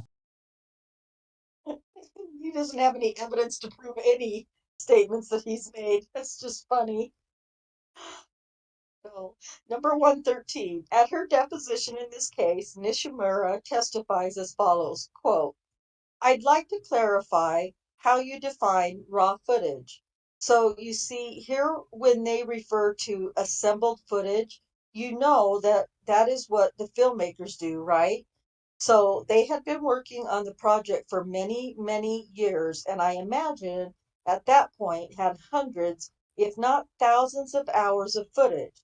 So we would review material, but material as provided by the filmmakers in an assembled form. So edited by them, end quote. Number 114. Deldeo similarly testified that the Netflix creative team, quote, looked at the cuts that came in, end quote, but did not, for example, review any of the videotape deposition from Avery's civil lawsuit against Manitowoc County. Number 115. Not even the third-party editors the filmmakers hired to work on MAM reviewed all of the raw footage. Number 116. Moreover, Netflix employees were not aware of the specific edits at issue in this case until their depositions in April 2022. Number 117. At her deposition in this case, Nishimura testified that she did not personally have any knowledge of changes that are made, and so it's hard for me to speculate on a motive for change. Number 118. Questioned about editing the scene where Colburn testifies about the dispatch call, Nishimura testified that, quote, Colburn successfully makes his point saying, I should not have been, and I was not looking at the license plate. So I believe he made his point. And speaking to the macro, the jury found Stephen Avery guilty. So I think viewers must have heard this as well, end quote. I would not have had questions or concerns about the edits had I known about them at the time, which I did not. Oh. Number 119. At his deposition in this case, Deldeo similarly testifies, quote, we trusted them to edit the show. So I'm not in a position to comment, to make a snap judgment here today as to whether or not a piece of footage that's raw footage should be swapped out or used within the context of the series, end quote. Number 120. Deldeo unequivocally denied that he believes MAM to be asserting that Colburn planted evidence to frame Avery. Number 121. Both he and Nishimura likewise have averred that Netflix did not intend for MAM to convey that Colburn in fact planted evidence, and that it never occurred to them that any reasonable viewer would understand either the series or Netflix to be reaching a conclusion about Colburn's culpability. Number 122. The Netflix employees who worked on MAM did not doubt or have any reason to doubt that producer defendants' common commitment to accuracy. Number 123. At his deposition in this case, Deldeo testified to the following, quote, I was very impressed at how they wanted to capture, accurate factual events, really follow the story from Stephen Avery's perspective, and also from the perspective of the police officers involved in the case, Manitowoc and Let the subjects capture in an objective way what was happening, end quote. Number 124.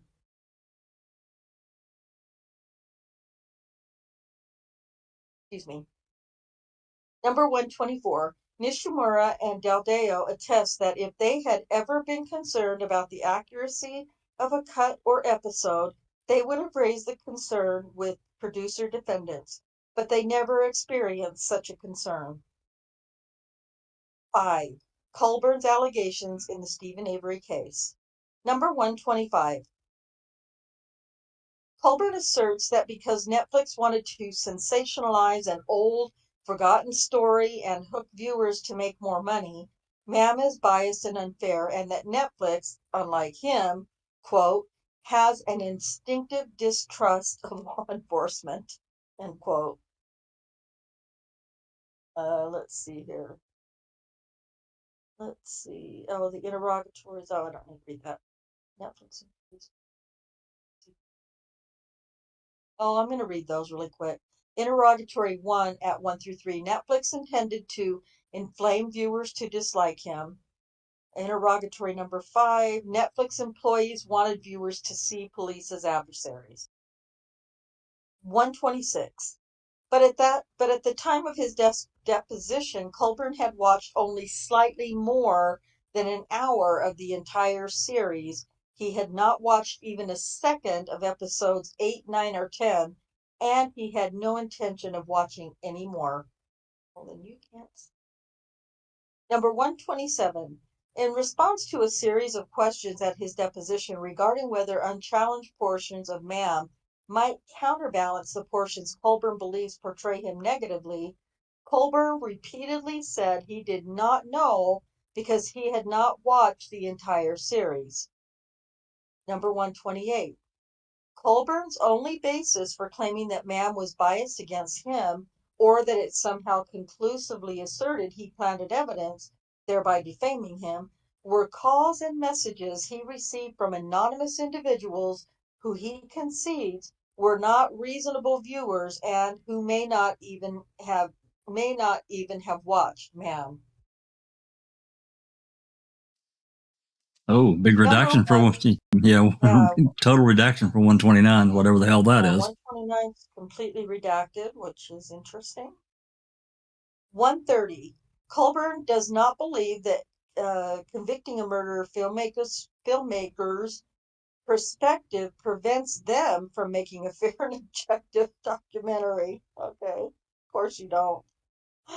Number 131. Schuler likewise testified that she also believes Cam will be a fair and accurate and transparent documentary despite her bias against Avery, and she does not believe there is anything unethical or irresponsible about making a documentary that has a point of view.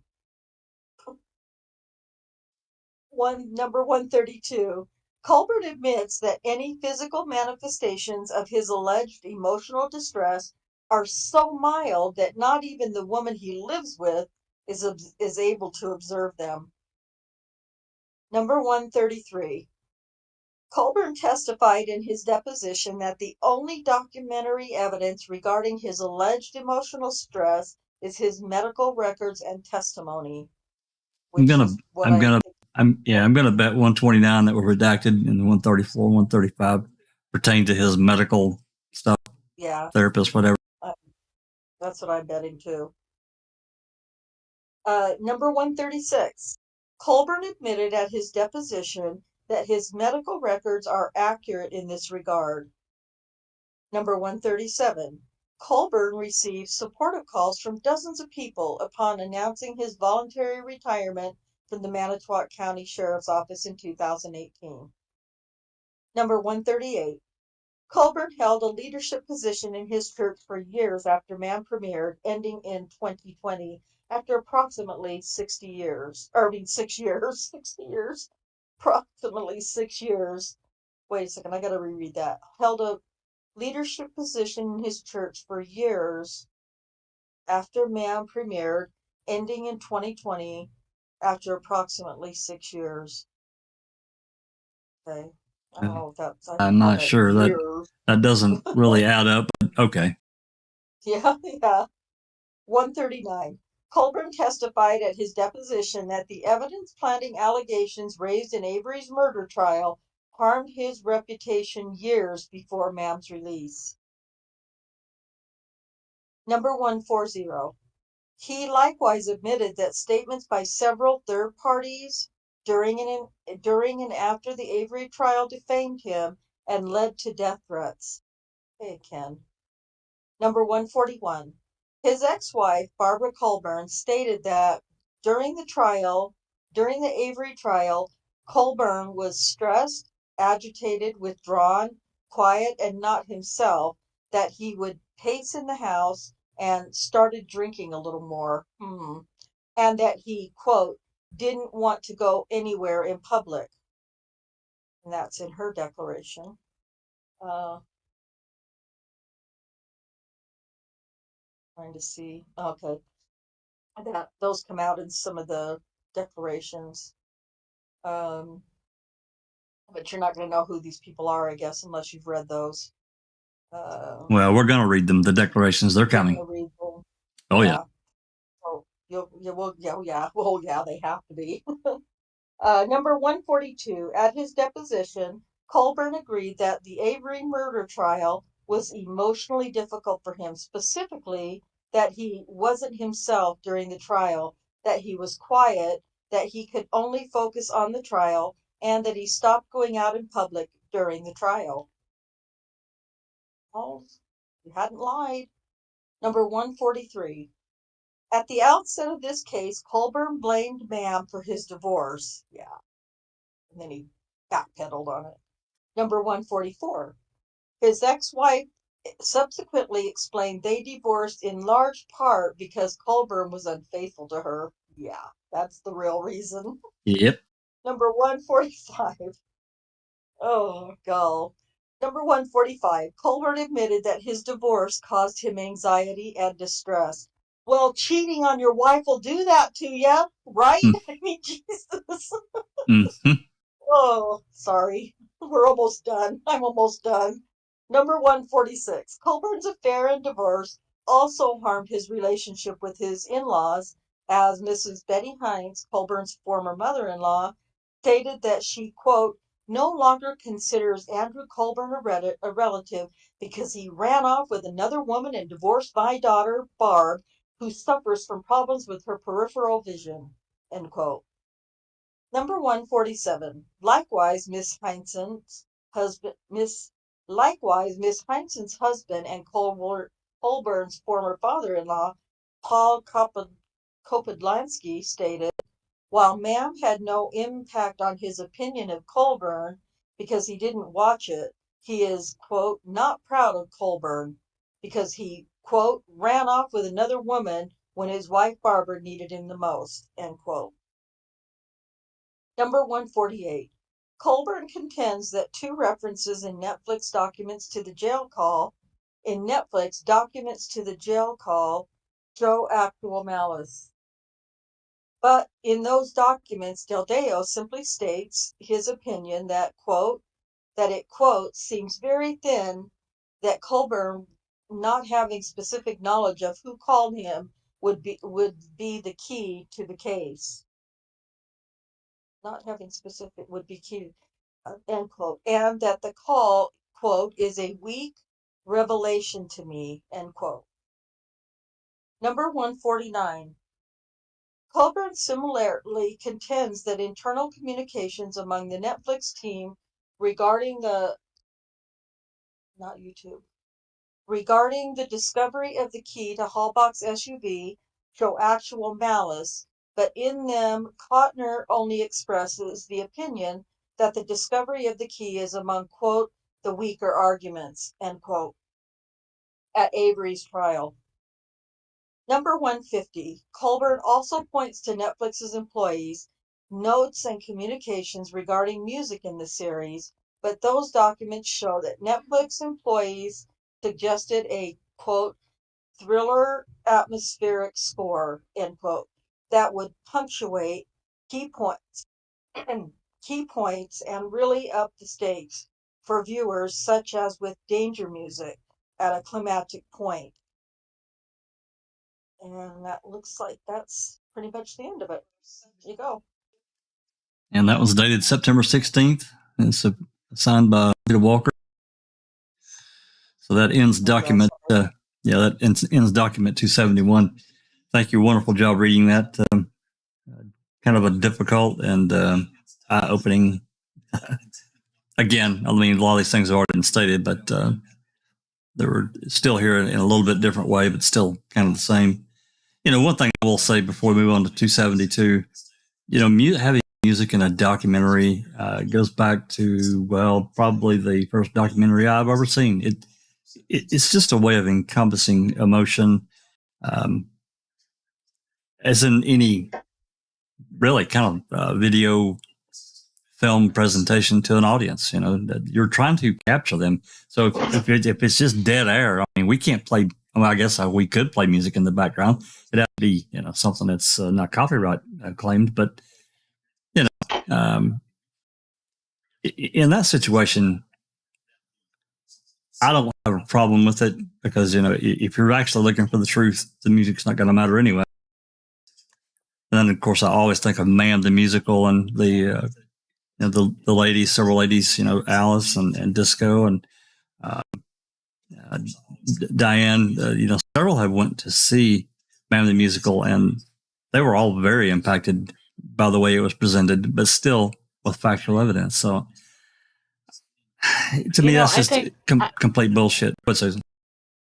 I think seeing it laid out like this, like they just did, describing it episode, and they included,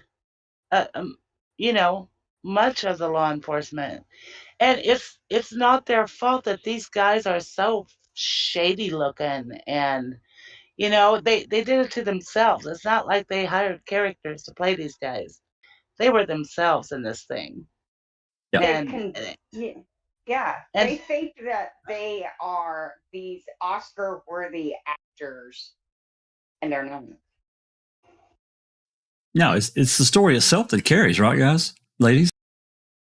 Yes, exactly. It's like, Kratz was so pissed off that they included the blood vial scene. The on the stopper says, yeah. Well, that's what happened. That's what they filmed. That's, that's just fact.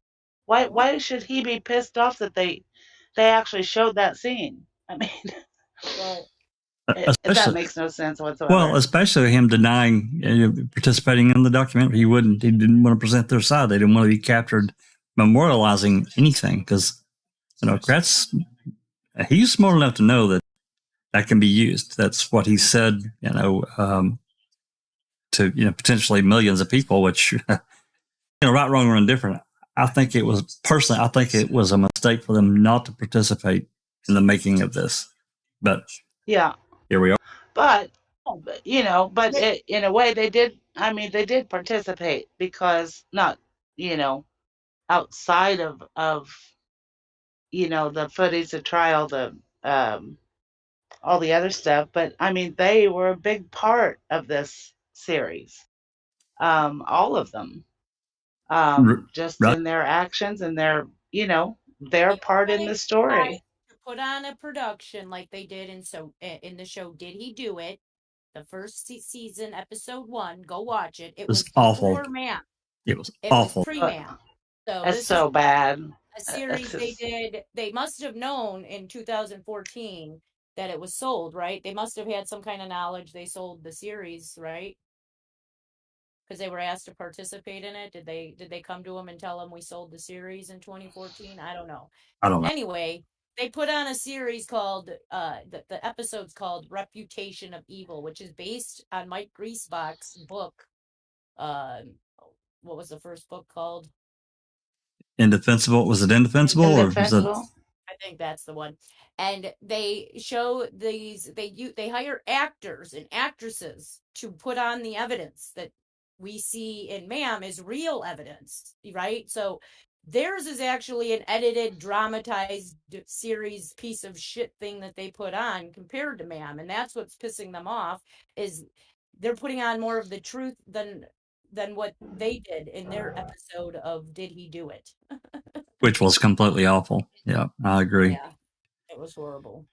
Not only that, every single one of them, Kratz, Fallon, Gann, Colburn, Link, all of them, all had an opportunity to come on in season 2 and tell their story and refute whatever was portrayed in Ma'am, whether they thought it was on their behalf or no on their behalf. They all had an opportunity to come on and defend their actions, and they all declined. I mean, you just take the first episode of season 2, right at the very end.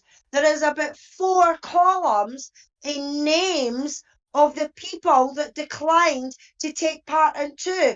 Well, I'm sorry, if you're taking such a fucking hissy fit about what was portrayed about you in season 1, then you're damn sure I would be taking part in season 2 to refute what they put in season 1 if it was so fucking damaging. Yeah, they weren't going. They weren't going to do that. TV for that. They had their own docuseries in the works, convicting TV or convicting a murderer.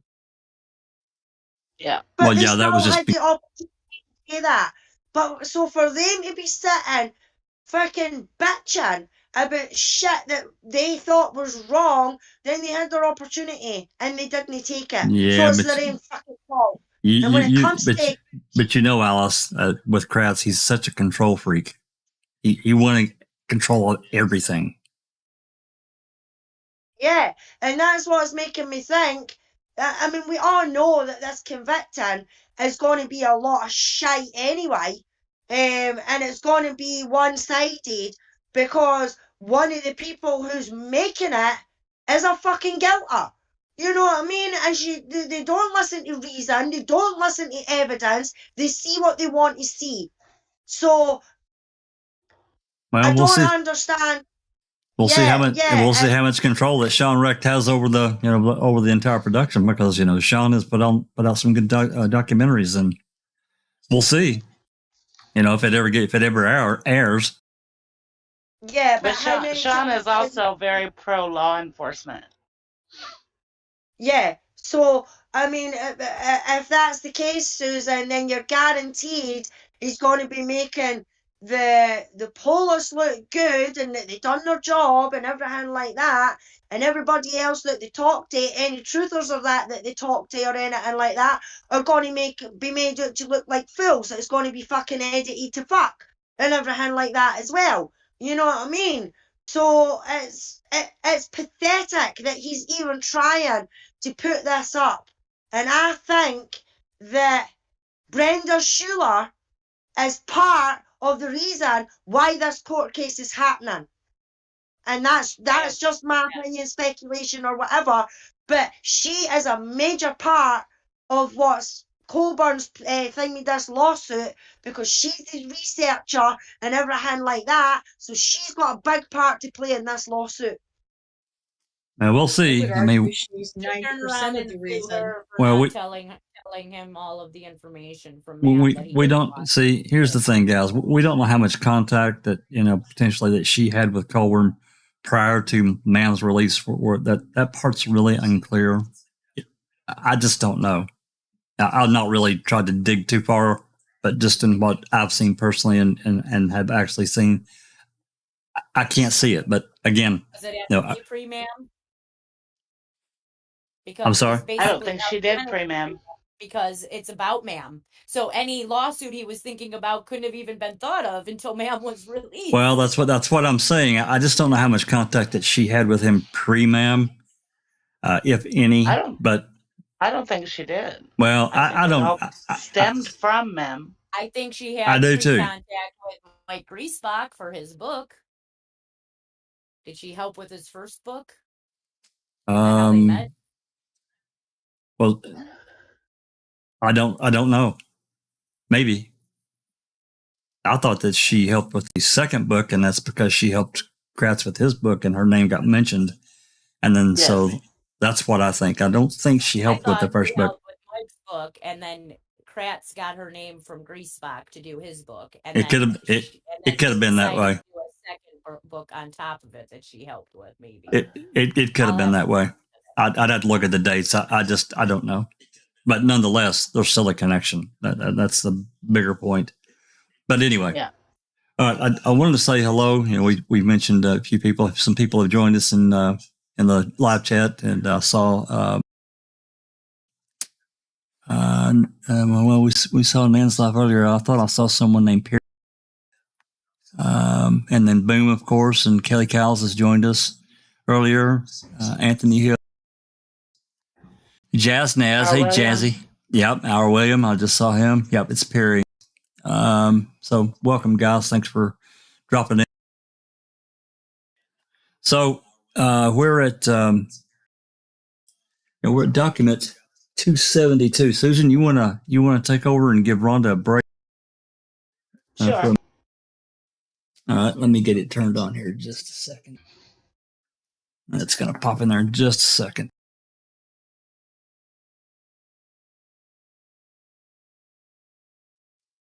Yep, there you go. So yeah, this is document 272. This is the declaration of Adam Deldeo that we've been talking about all this time. So, Susan, do you have the document, or are you reading from the screen? I've got it up, Jack. Okay, so whenever you're ready, you go ahead. Okay, declaration of Adam Deldeo. I, Adam Deldeo, under penalty of perjury and subject to 28 U.S.C. 1746, declare as follows. Number 1, I am over the age of 18 and have personal knowledge of the facts set forth herein. I called to testify about these matters. I could and would do so completely. If called to testify, I could and would do so competently. Number 2, I am currently the Vice President, Original Documentary Series for US, Canada, and UK at Netflix, Inc. Number 3, after I joined Netflix as a Director of Content for the Original Documentary team in the summer of 2013, I began helping my colleague, Lisa Nishimura, with Making a Murderer, Ma'am, a documentary series created by filmmakers Laura Riccardi and Moira Demos. Number 4, as an executive producer for Ma'am, I worked with the Netflix team to ensure the filmmakers adhered to budgets and deadlines. On the creative side, we helped the filmmakers by reviewing their edited, assembled footage, known as cuts, and by proposing refinements through notes. Notes tended to address topics such as pacing of the series, music, and graphics. Number 5, I am not an editor, and neither I nor anyone else on the Netflix team was involved in the filmmakers' editing of the series. We only saw the cuts the filmmakers assembled and provided to us, which we were reviewing from the perspective of a Netflix subscriber and from a greater distance than the filmmakers. We were not making detailed comparisons to prior cuts to understand the minutiae of how the filmmakers addressed our recommendations. Number 6, until plaintiff's legal counsel played a few seconds of raw footage for me at my deposition, I had never received or reviewed any raw footage or other source material for Ma'am, nor did I receive or view trial or deposition transcripts or exhibits from the events underlying Ma'am. Number 7, in addition to never possessing or viewing any raw footage or other source material used by the filmmakers in creating Ma'am, A, I never attended a single legal proceeding involving Stephen Avery. B, I have never been to Manitowoc, Wisconsin. C, and I have never spoken to anyone featured in Ma'am. Number 8, beginning the first time I met Laura and Moira, I was struck by their deep knowledge of the case. As I got to know them better, I developed the utmost confidence in the filmmakers to create an accurate and compelling documentary series. They never gave us a reason to doubt them or their work. Ultimately, I relied upon the filmmakers to get the facts right. I did not personally check the facts or vet the series for inaccuracies. Number 9. If I had been confronted with a cut or other information from the filmmakers or anyone else that caused me to question the accuracy of MAM, I would have raised my questions or concerns with Laura and Moira. I never had any such concerns. Number 10. I understand that plaintiff alleges that MAM somehow endorses or adopts Avery's theory that plaintiff planted evidence to frame him for Teresa Halbach's murder. I disagree with this allegation. In any event, I did not intend for viewers to interpret MAM as somehow asserting that Colburn was in fact guilty of planting evidence. While I knew viewers would come to their own conclusions about Avery's and Colburn's respective culpabilities, it did not occur to me that they would view either MAM or Netflix as arriving at a definitive conclusion. Number 11. I understand that plaintiff has offered many of the notes my team provided to the filmmakers to support his belief that Netflix was biased against him and treated him unfairly. I have recently reviewed the notes that plaintiff relies upon, and I disagree with his interpretation of those notes. I can say unequivocally that we at Netflix have never asked a documentary filmmaker to fabricate footage, make an edit, or omit footage in order to mislead or misinform the viewers, or give an inaccurate impression of real events. MAM is no exception. It would be a mistake to interpret any of our notes to suggest to the contrary. Number 12. I understand that plaintiff has pointed to comments we made that are not unusual with regard to pacing and episode structure. For example, he has pointed to notes looking to end episodes with a moment of suspense or cliffhanger. We often suggest that episodes end on a cliffhanger in order to keep viewers engaged so that they watch the next episode. MAM was no exception. We wanted viewers to watch all 10 episodes of the series to get the full story MAM was intended to capture, including the fact that Avery was ultimately convicted and his post-trial motions were unsuccessful. Number 13. I provide notes on pacing, graphics, music choice, and building of climatic moments in all the documentaries I work on. Documentaries, especially multi-hour, multi-episode documentaries such as MAM, ask a lot of viewers in terms of time and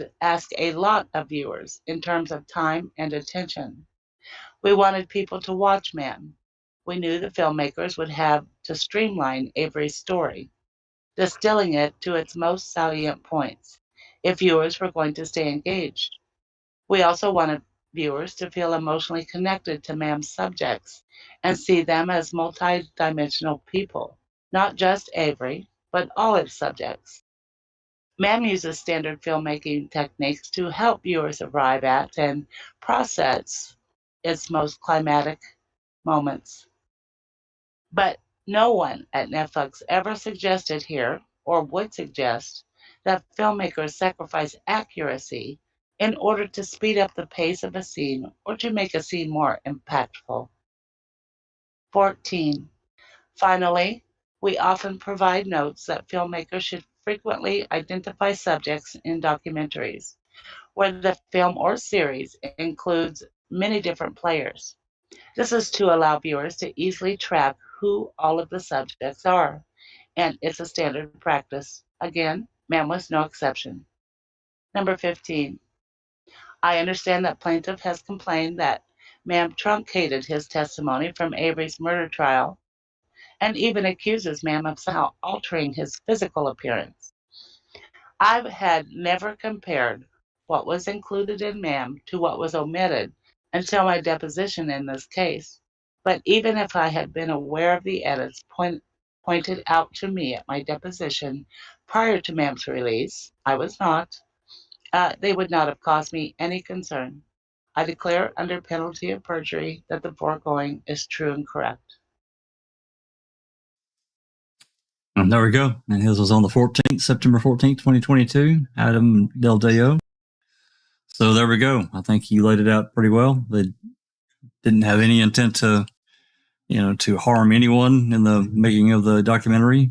Didn't have any real knowledge of it until his deposition. So, and even if he had knowledge, he wasn't concerned about it. It's nothing. It's standard stuff in making a documentary. So, all Can right. you stick in after all of these documents that kid Stu L. Angel from League of Their Own, where it goes, "You're gonna lose."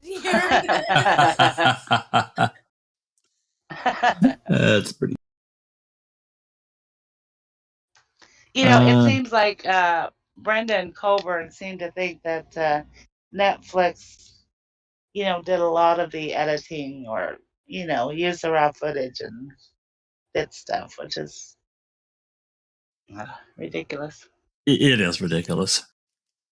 All right, Susan, you want to read Barb Colborn's declaration? This is document number 273.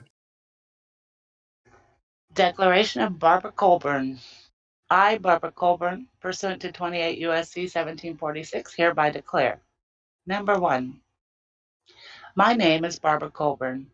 I am over the age of 18, and I have personal knowledge of the matters set forth herein. Number 2. I'm a resident of Manitowoc County, Wisconsin. I grew up in the area, and after leaving in 1976, I moved back in 1989 and have lived here ever since. I lived in Manitowoc when Stephen Avery was exonerated during his civil lawsuit against the county and for his trial for the murder of Teresa Halbach. Number 3, Andy Colburn, Andy, is my ex-husband. We are recently divorced. It became official just this year. We got married in September 1991, and we have a son together. Andy also has 2 daughters from a previous marriage. Number 4, I don't remember much about Avery's exoneration and civil lawsuit. I didn't know the Avery family and was not living in Wisconsin at the time of Avery's rape conviction.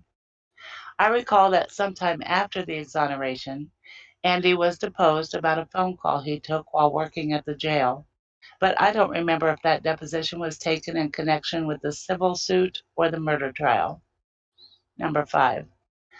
I did not go to the courthouse to watch any of the murder trial because Andy didn't want me to. I also did not watch the trial on television, even though the entire thing was broadcast. Andy would tell me some things about it, for example, how upset Teresa Halbach's mother was. But he didn't want me to hear the details in court. That's very interesting. Even though I avoided watching the trial, I did see some parts of it that were recapped and shown on the nightly local news. I felt very bad for Teresa's mother and family. Number 6. I know Andy testified at Avery's trial, and I know Avery and his attorneys claimed that Manitowoc County Sheriff's deputies, including Andy, planted evidence to frame him for Teresa Halbach's murder. Number 7. I believe that Andy planted evidence to frame Avery. I never believed that Andy planted evidence to frame Avery. I believe Stephen Avery killed Teresa Halbach. Number 8. During the trial, Andy was very stressed and agitated about being accused of planting evidence. He was upset that the defense would come to that conclusion and would be allowed to say such things about him in court. He felt like the system had turned on him by letting that theory be introduced. He even told me at one point that he was afraid he was going to be sent to prison. I thought he was exaggerating. What he was saying didn't make sense to me. Number 9. Andy just wasn't himself at that time. He was quiet and could only focus on the trial. He would pace in the house. He was withdrawn, and he started drinking a little more. We stopped going out because Andy didn't want to go anywhere in public. We used to see our close friends and family often, but we stopped seeing them as much because Andy didn't want to see anyone or go anywhere. He was concerned that people might believe Avery's theory that he planted evidence, and he didn't feel like he could trust anyone. I didn't always think Andy's feelings were rational, but it's how he felt, and I tried to be supportive. Number 10. Some people that I work with were really interested in the trial and would watch it whenever they had time off. I remember some people talking about how it was interesting. But overall, people tended not to raise the topic with me because they knew I didn't want to talk or hear about the trial.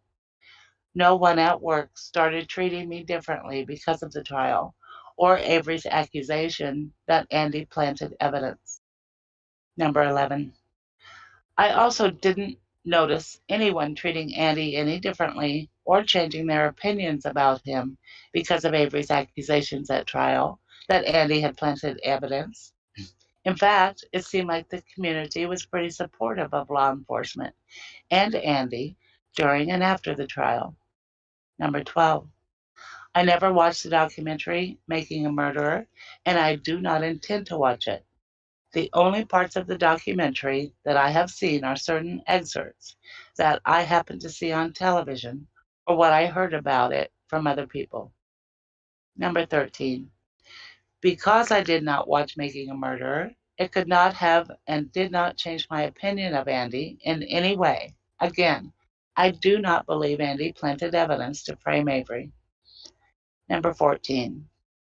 Our family received a lot of public scrutiny as a result of Making a Murderer, and some of it was very vicious. I understand that Andy has disclosed in this litigation some of the hateful messages we received. Most of that came from out of town, out of state, or even out of country. There was a local group of people who also supported Avery, but none of those people were ever our friends. In fact, our congregation, Grace Evangelical Lutheran, was very supportive of Andy and our family. Several fellow congregants told Andy they were behind him, and that meant a lot to him. Number 15. I don't know anyone whose opinion of Andy was changed because of Making a Murderer. I don't believe that the documentary caused Andy to lose any friends. It was Andy who distanced himself from everyone, including his own friends. He became less friendly with people because he was always on his guard. Number 16. I encouraged Andy to move on from Making a Murderer, but he told me that some things you just can't let go. Andy couldn't accept anyone thinking that he may have planted evidence to frame Avery. If he felt like someone was less friendly toward him, he would interpret it as them believing that he framed Avery. Number 17. No one treated me differently or poorly because of Making a Murderer, and I didn't lose any friends because of it. Number 18. I understand that Andy has listed several of my family members as damages witnesses in this case. My family never thought less of Andy, and their opinions of him didn't change because of Making a Murderer. Even though Andy was always welcomed by my family during our marriage, after Making a Murderer, Andy didn't feel comfortable being around them anymore, so we stopped seeing them as much. To the extent he is less than welcome in their homes today, it is because he had an affair and then divorced me. Excuse me. Number 19. Andy and I talked about his decision to bring this lawsuit. Andy had a hard time finding a lawyer who would take his case. He called several lawyers over a period of a couple years before he finally found a lawyer, Michael Griesbach, to take on his case. I think Griesbach was willing to take the case because he had already written a book about the underlying facts. Number 20. I just wanted to move on from Making a Murderer, but Andy couldn't let it go. So I did my best to support him in bringing a lawsuit so he could be happy. Andy felt like life would get better if he could find someone to bring this lawsuit. 21. In addition to the lawsuit, Andy also got involved with a rebuttal documentary to Making a Murderer. I was present at most of the meetings about that rebuttal documentary with him. A lot of those meetings took place at our house. 22. The person Andy would most often meet with and talk talked to about the rebuttal documentary was Brenda Schuler. No. I think Andy, not Brenda. Yeah. I think Andy had about 10 to 20 meetings with Brenda. I don't know how Andy first got involved with the rebuttal documentary or when, but it started years ago and has lasted a long time. 23. At the meetings, Andy and Brenda would do research on events related to the murder of Teresa Halbach, such as proving the timeline of everything that happened and when. 24. I also understand Andy has claimed in this lawsuit that the documentary caused our divorce. I would say that the stress of being in the public eye and all the attention we got from making a murder did put strain on our marriage. The hateful phone calls made us extra cautious, like making sure all the doors at home were locked, watching who was driving by the house, and screening our calls. But there wasn't anything in the documentary that I believed. Again, I didn't watch it. So, That's how does she know? Kind of contradictory there, but okay. Come on. That's a load of horse shit. Yeah. Sorry. She also believes he's guilty, but she didn't watch the trial or the documentary or anything. Right. Yeah. To the extent Avery's accusations made it into the documentary, those accusations didn't change my opinion of Andy. That's not what caused our divorce. 25. This lawsuit also had an impact on our marriage because it prolonged and exacerbated Andy's fixation. Andy just couldn't let go of making a murderer. And Avery's accusations that he planted evidence to frame Avery for the murder of Teresa Halbach. We would always have talks about these things, even when I didn't want to talk about it anymore, because he was always discussing it with the lawyers for this lawsuit. It just wasn't going away. The trial, the accusations, the documentary, they were always there because of this lawsuit. 26. I wanted to move on. I didn't want to let Avery or making a murderer ruin our lives. Andy couldn't let it go, though, and he wanted to bring this lawsuit to try to fix things. But it wasn't getting fixed. The lawsuit only did more damage to us. I believe you're right there. Absolutely. Barbara, or whatever your name is. Barbara. 27. Eventually, Andy and I separated and are now divorced. When Andy and I first separated more than a year ago, I was hoping we would reconcile. I did not want to divorce him. I thought he would come around, but he never did. He told me he was divorcing me because he wasn't happy anymore. Number 28. I do know that Andy had an affair while we were still married. I don't know when it started, and I believe it was with someone that he met through his work. Andy continued seeing this person throughout our divorce, and I understand that they are still together now. Andy's affair is a big cause of our divorce. 29. I also know that Andy's relationships with his 3 children were not affected because of the documentary. Their opinions of him were not changed by the documentary, and they didn't love him any less because of it, or because of Avery's accusations that Andy planted evidence. His relationship with the kids is a work in progress today, but that's because of the affair and the divorce. I declare under penalty of perjury that the foregoing is true and correct to the best of my knowledge. It's the 13th of April, 2022. Well, I got to tell you, my impressions, and I'll let you guys speak afterwards. My impressions of how she talks about how Andy was acting was the act of a guilty man. That's just an impression, because if he says he didn't do anything, why would he act that way? He's as obsessed as we are. Absolutely. Well, Yeah. reading through this, immediately the key comes to mind. That immediately jumps in my head because of this complete horseshit story about the bookcase, and then I think about the bullet, and then I think about the plate and the plate call. We can jostle those all the way around in our head, but I'm sorry, there's a connection there. Right, wrong, or indifferent. And then, Yeah, I agree, Jack. And then we have all these meetings with Brenda, 10 to 20, doing research and, these various things. If that's true, hopefully these things will be presented in this documentary that's yet to be released. And we'll see, some of that or some of the fruits of that. Of course, you'll never see, I can't include everything. I get that. But anyway, Alice, give us your. I completely agree with you, Jack. Why was he reacting like that if he's done nothing wrong? You know what I mean? You only act like that if you're worried that something is going to happen.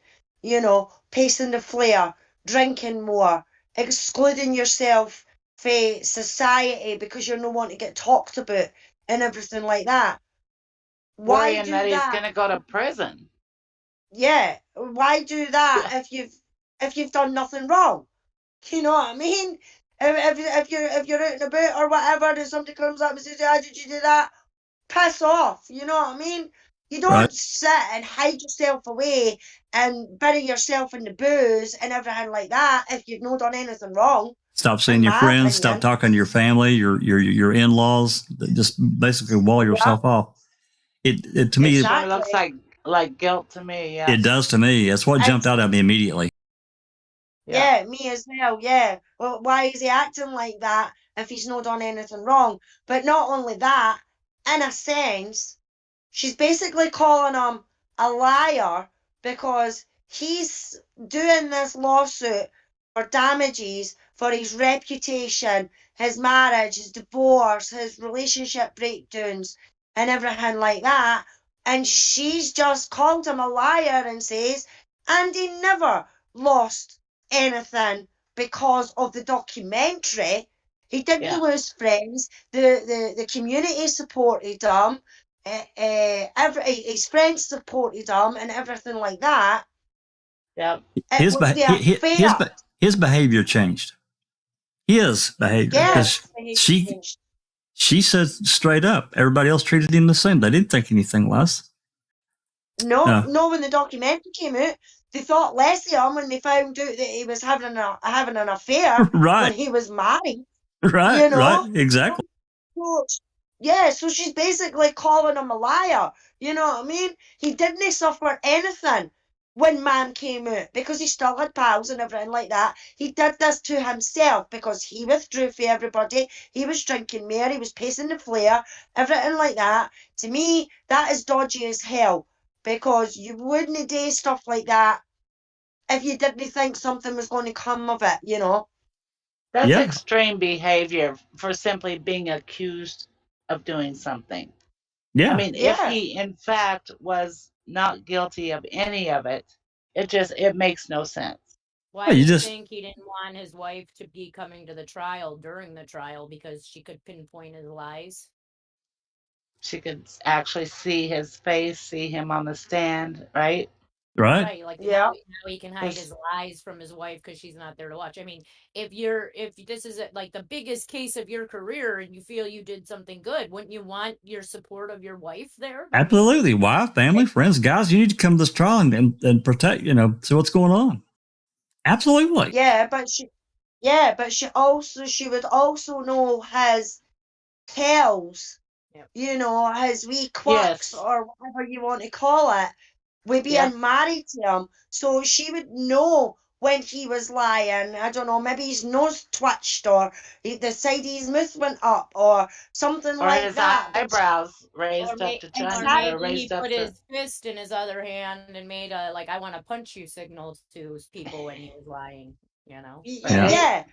She would be able to pick up on his tells. So he wasn't wanting the hassle what was happening in the trial and then going home to his wife and his wife saying to him, why did you lie about that? Because I know that you lied about that because you done such and such with your eyebrow or your twitching or whatever. Not only that, you would have the for her. There were certain facts and certain dates of things that they came out, and she could think back and say, "Well, that's not what happened that day. I know you did this, not that. And why did you say that?" So timing could be a fact too. But this isolating, bubbling himself away from everyone, which is what I see is the real tell. Yeah, if he's telling the truth, he would want his wife there for the support. Absolutely, 100% agree. Rhonda, Yeah. you got thoughts on that before we move on? Oh, I agree 100% with everything you guys are saying, of course. It's, what is that? I don't know if it's from Shakespeare or what, but I think thou dost protest too much or something. And that's what it seems like to me, with his, somebody else said it, his over the top stress and anxiety over, you know, over what he thinks is being said or whatever. It just, and then, yeah, all the guilty. That's when I was reading, when she was talking about not wanting to, him not wanting her to be in at the trial. Yeah, because I agree 100%.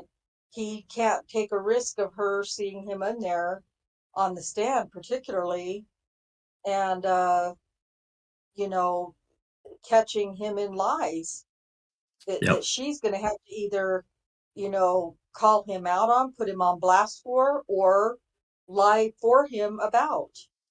So Dark Side has a good point. She says maybe his secret woman was sitting there at the trial. That's true too. We don't know when that started. Nope, I don't know if I don't know if it started then. I mean, it could have, I guess. Yeah. I'm just thinking about other conversation before we move on to the mother-in-law's declaration. But I think about these meetings, and Colburn took another job somewhere else. So it says that she said that he met through his job, this other woman, and I don't know if that was through Manitowoc or through this other job. It's not clear to me yet, so maybe we'll find out later. I don't see her working for the sheriff's department or any kind of legal position. And so I don't think it's because it is said that he got a new job and he had not hard ways of getting a new job after the docuseries, and because he went back to work, but he's not a cop now, so maybe the new job since he's retired in 2015. That would be my thoughts as well. All right. Yeah. Let's move on to document 274. Susan, you want to read this one too? This one's sure. This one's it's only 2 pages, so. Yeah. Declaration of Betty Heinzen. I, Betty Heinzen, pursuant to 28 U.S.C. 1746, hereby declare. Number 1, my name is Betty Heinzen. I'm over the age of 18, and I have personal knowledge of the matters set forth herein. Number 2, I'm a resident of Manitowoc County, Wisconsin, and I have lived here for more than 60 years. I lived in Manitowoc County during the first trial of Stephen Avery, his exoneration, and his second trial for the murder of Teresa Halbach. Number 3, I am Andy Colburn's former mother-in-law. My daughter, Barbara, is his ex-wife. Number 4, I no longer consider Andrew Colburn a relative because he ran off with another woman and divorced my daughter, Barb, who suffers from problems with her peripheral vision. Number 5, I'm aware that Andrew Colburn has filed a lawsuit over the documentary Making a Murderer. Number 6, I never watched the documentary Making a Murderer and do not know anything about it. I do not intend to watch the documentary. Number 7, because I did not watch Making a Murderer, it could not have and did not change my opinion of Andrew Colburn in any way. Number 8, I do not recall having spoken with Andrew Colburn about Making a Murderer, its impact on him, if any, or this lawsuit. Number 9, I do not recall having spoken with Andrew Colburn in several years. I declare under penalty of perjury that the foregoing is true and correct to the best of my knowledge. March 28, 2022. Well, there are other ways that she could have been impacted, and I'll say this, she's being, a local resident. They got the paper. FRAC wrote several pretty stinging articles about, several officers at MTSO. So she could have had and the news coverage. That's I right. mean, that's right. Yeah. It wasn't just making a murder that had some impact on, people's opinions and so forth. Okay. Well, there's that. He can't turn around and sue them either now, like Farrick or anyone else, because of the statute of limitations or whatever. He had so long to do so, right? 3 years. Yep, had 3 years and they were actually a little bit late in getting their filing in, but they allowed it. So, all right. Susan, you want to read another one here? This is the declaration of Lisa Nishimura. Sure. I, Lisa Nishimura, under penalty of perjury and subject to 28 U.S.C. 1746, declare as follows. Number 1, I am over 18 and have personal knowledge of the facts set forth herein. If called to testify about these matters, I could and would do so competently. Number 2, I'm currently the Vice President, Independent and Documentary Film at Netflix, Inc. Number 3, I licensed for Netflix the documentary series at issue in this case, Making a Murderer, Ma'am, created by filmmakers Laura Riccardi and Moira Demos. Number 4, from the moment I met Laura and Moira, they impressed me. They had conducted exhaustive research into Stephen Avery's story and had full command of the facts.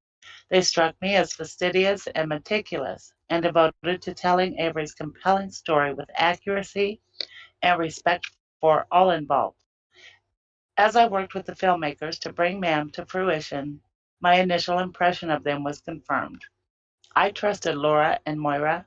They never gave those of us at Netflix reason to doubt them or their work, and we relied on them to get the facts right. Number 5, as an executive producer for Ma'am, it was my responsibility to ensure adherence to budgets and deadlines and otherwise support the filmmakers. On the creative side, my team and I helped the filmmakers refine their edited, assembled footage, known as cuts. We reviewed the cuts and provided our notes to the filmmakers, offering suggestions on things like pacing, music, and graphics. We assumed that if the filmmakers made a change proposed in a note, then they believed they could do so without compromising the accuracy of the series. Number 6, the complaint in this action alleges that Netflix's processes in developing and vetting shows, including documentaries, from production through post-production, involves a high degree of involvement from numerous sections of the Netflix workforce. I'm not aware that anyone at Netflix ever vetted Ma'am for accuracy. Certainly, I never asked any member of my team or anyone in Netflix's legal department to vet the series. Again, we relied on the filmmakers to get the facts right, and they hired their own lawyers to vet the series. Number 7, I'm not a film editor, and no one at Netflix edited footage for Ma'am. The filmmakers handled that. We reviewed assembled cuts of scenes and episodes for look and feel and overall effect. We were not doing side-by-side comparisons of first cuts to later cuts to assess exactly what the filmmakers had added or deleted. Number 8, our notes on the pacing of the series were intended to help the filmmakers engage the viewer. We never suggested or intended to suggest that the filmmakers should sacrifice accuracy in favor of speed. If I had thought an edit for pacing had compromised accuracy in any way, I would have raised that concern with Laura and Moira. I never had such concerns. Number 9, I never reviewed or possessed any of the raw footage shot or obtained by the filmmakers until plaintiff's legal counsel played a few seconds of what they said was the filmmakers' raw footage for me at my deposition. I never received or reviewed any of the courtroom footage shot or obtained by the filmmakers, any of the videotape depositions from Stephen Avery's civil litigation, or any trial or deposition transcripts or exhibits. Number 10, In addition to never possessing or viewing any raw footage or other source material used by the filmmakers in creating Ma'am, A, neither I nor anyone else on my team ever attended a single legal proceeding involving Stephen Avery. B, neither I nor anyone else on my team has ever been to Manitowoc, Wisconsin. C, neither I nor anyone else on my team has ever spoken to anyone featured in Ma'am. Number 11. I understand that plaintiff has complained about how certain edits were made to the content of his testimony, including that various excerpts were omitted. I was not aware of the exact nature of his complaint until my deposition. After reviewing the edits presented to me in my deposition about, for example, a call plaintiff made to dispatch, I can say that I would not have had questions or concerns about the edits had I known about them at the time, which I did not. I do not believe they materially changed the content of the testimony. If ever I had been confronted with a cut or other information from the filmmakers or anyone else that caused me to question the accuracy of their work, I would have raised questions. This never happened. Number 12. I understand that plaintiff has offered certain notes to support his belief that Netflix was biased and treated him unfairly. I've recently reviewed the notes, and I disagree with plaintiff's interpretation and characterization of them. I can say unequivocally that we at Netflix have never asked a documentary filmmaker to fabricate footage, make an edit, or omit footage in order to mislead or misinform viewers or give an inaccurate impression of real events. It would be a mistake to interpret any of our notes to suggest anything to the contrary. Number 13. Netflix's notes on Ma'am offer general feedback to the filmmakers about how a viewer might react to the series. For example, we encourage the filmmakers to shorten various scenes and eliminate portions that felt duplicative. This is common advice, as often documentary filmmakers are focusing and distilling massive amounts of source material into something viewers will watch and can digest and learn from. The challenge was especially acute for Ma'am, despite its nearly 10 hours of runtime.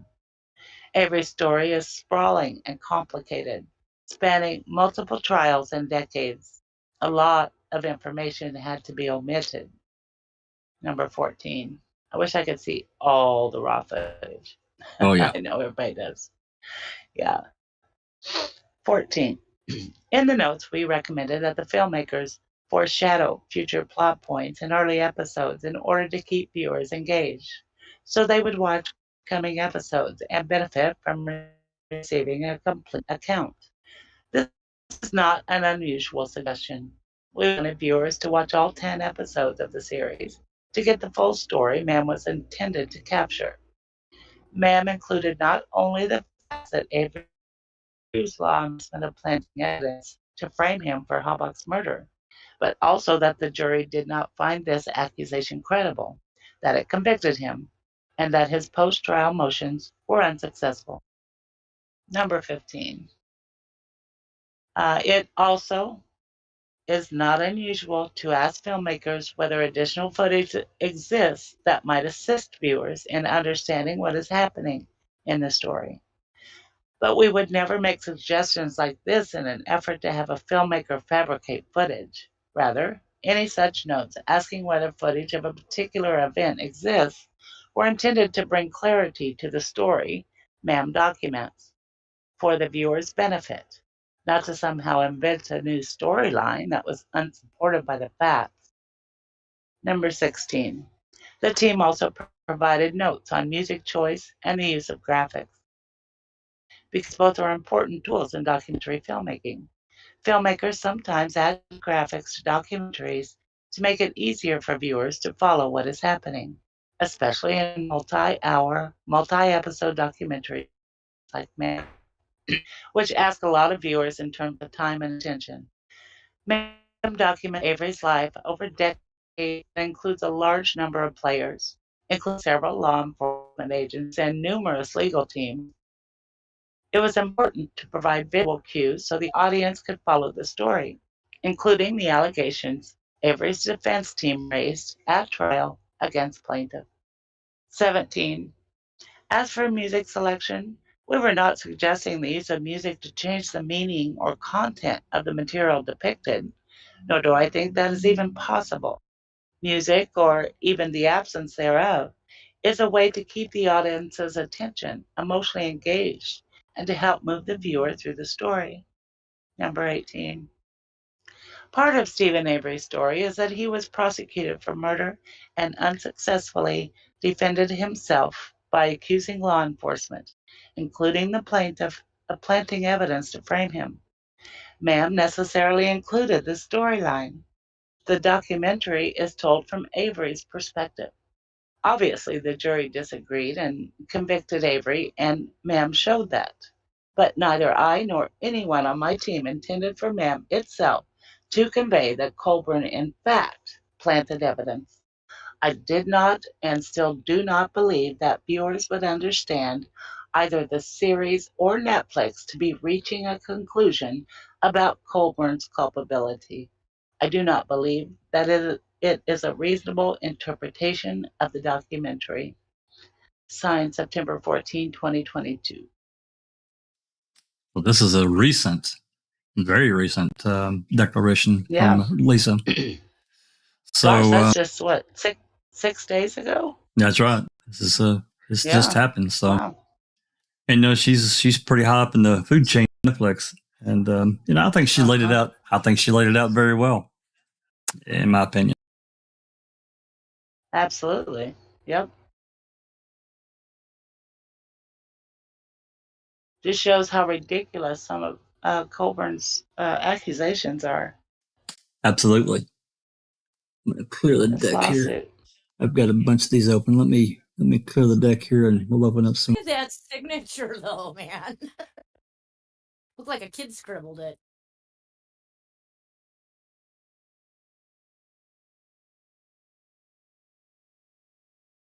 I closed it out, so.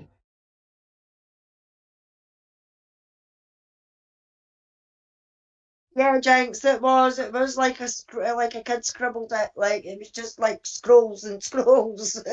You couldn't even make it a letter. I'm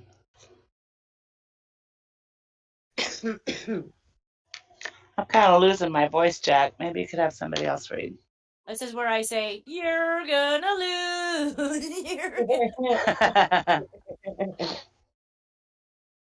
Doc says all this is doing is ensuring that MAM 3 and 4 are going to go ahead and be mega successful. Netflix thanks Colburn and Brenda Schuler. Right? Well, we've talked about her involvement before, and it's deep involvement, and not only with. It's all over the place. It's not only with Colburn, and then Griesbach as a connection, and then we move on to Sean Recht and the whole involvement that the documentary, the convicting a murderer documentary, and she's written a lot of open records requests as well. I mean, we've got those many of those emails that show things that she's requested. I mean, certainly not everything, but she's been busy, and this year has added a complete new element to this lawsuit. And I think that it damages the case so badly. Oh my God, so badly. That's, as Big Jeff would say, you get what you pay for. I'm not a lawyer, but that's just my opinion.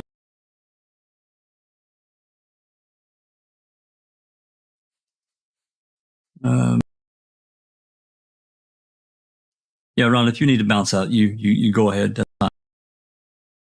We'll make do. I am going to move on here to this next set. I had several pulled up. I've closed those out, and I've opened up several more. I doubt that we'll make it past document 279, because 279 is where the attachments begin. And let me tell you something here. Let me look. Document 279 has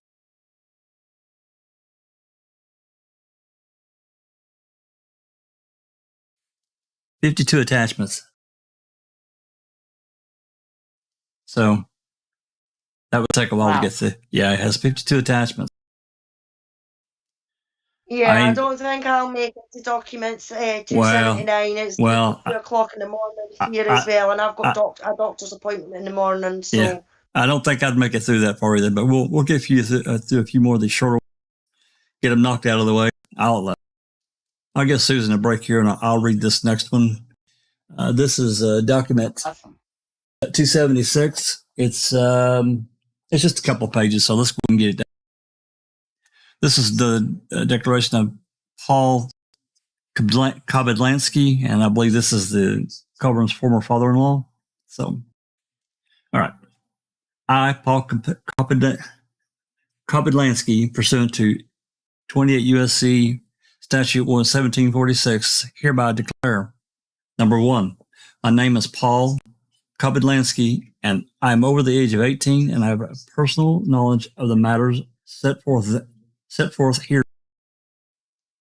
Number two, I'm a resident of Manitowoc County, Wisconsin, and I have lived here all of my life, except for a period of about 10 months while I was on active duty for the military and briefly living in Chicago, Illinois. I lived in Manitowoc County during the first trial of Stephen Avery, his exoneration, and his second trial for the murder of Teresa Hall. Number three, I'm Andrew Colburn's former stepfather-in-law. My wife, Betty, is the mother of Andrew Colburn's ex-wife, Barbara. Number four, I'm aware that Andrew Colburn has filed a lawsuit over a documentary called Making a Murder. Number five, I have never watched the documentary Making a Murderer and do not know anything about it. I do not intend to watch the documentary. Number six, because I did not watch Making a Murderer, it could not have and did not change my opinion of Andrew Colburn in any way. Number seven, I do not recall having spoken with Andrew Colburn about Making a Murderer, its impact on him, if any, or this lawsuit. Number eight, I do not recall having spoken with Andrew Colburn at all within the last few years. Number nine, I do know that Andrew Colburn ran off with another woman when his wife Barbara needed him the most. I'm not proud of him for that. Barbara has vision problems and cannot drive. I feel bad for her. I declare under penalty of perjury that the foregoing is true and correct to the best of my knowledge. Executed this 28th day of March 2022, Paul Kopadlansky. Okay, that's the father-in-law. Does anybody else find it weird that all these people that personally live in Manitowoc, personally know these people, have no interest in watching Making a Murderer? I don't know. Yeah, that's part of the problem there. They think that they seen it already in their minds. They seen it in the media in 2005, 2006, 2007, 2010. Right. So they in their minds they feel they seen all they need to see, and he's guilty because of course the news really is only. I felt like the news out there is very biased anyway. Like even that press conference with Kratz, they had the choice to not run that press conference, yet they did. So, but if it were you, Jinx, I mean, wouldn't you just be freaking curious and watch the damn thing? Yes, definitely. I'm like I said, my new queen name is Carrie the Curious because I'm curious by nature, but it seems like people in Manitowoc are not but my curiosity also stems from I wasn't in Manitowoc. I mean, when this all happened, so, seeing it from an outsider's perspective is different from seeing it from their perspective, where they've had the news telling them for years in real time, as it happened, right? Well, but when it did debut, I mean the amount of coverage that news all over, it was just a hot topic, and it was a big deal. And I don't know. I find it really weird. No, I'm a little haven't watched it. because it not was gonna like watch it. he's a murderer. It's like they're telling you he's guilty, right? Like the title almost says he's guilty, right? They made a murderer. You know, Well, and you can like think of it that way, yeah. Either two different ways. so why didn't they watch it? It might have portrayed them all as good guys, and they got this murderer off the street that was made because he was wrongfully convicted once, which doesn't give him an excuse to do it again, right? Like that was kind of like the question. Did they make a murderer, or did him being in prison make him a murderer, right? Mm-hmm. So, you know, it's like, so yeah, why didn't they watch it? They don't really know by the title of it, of, you know, maybe it Yeah. was just because they did see it in real time and they didn't feel the curiosity millions of other people did. Well, even beyond that, not even thinking of it in that way, he's married to their daughter, and they're not curious about his involvement in that. Really, I found that I really. wonder what they think now that they're divorced. I give it a year, maybe they'll all be sitting around having popcorn watching it.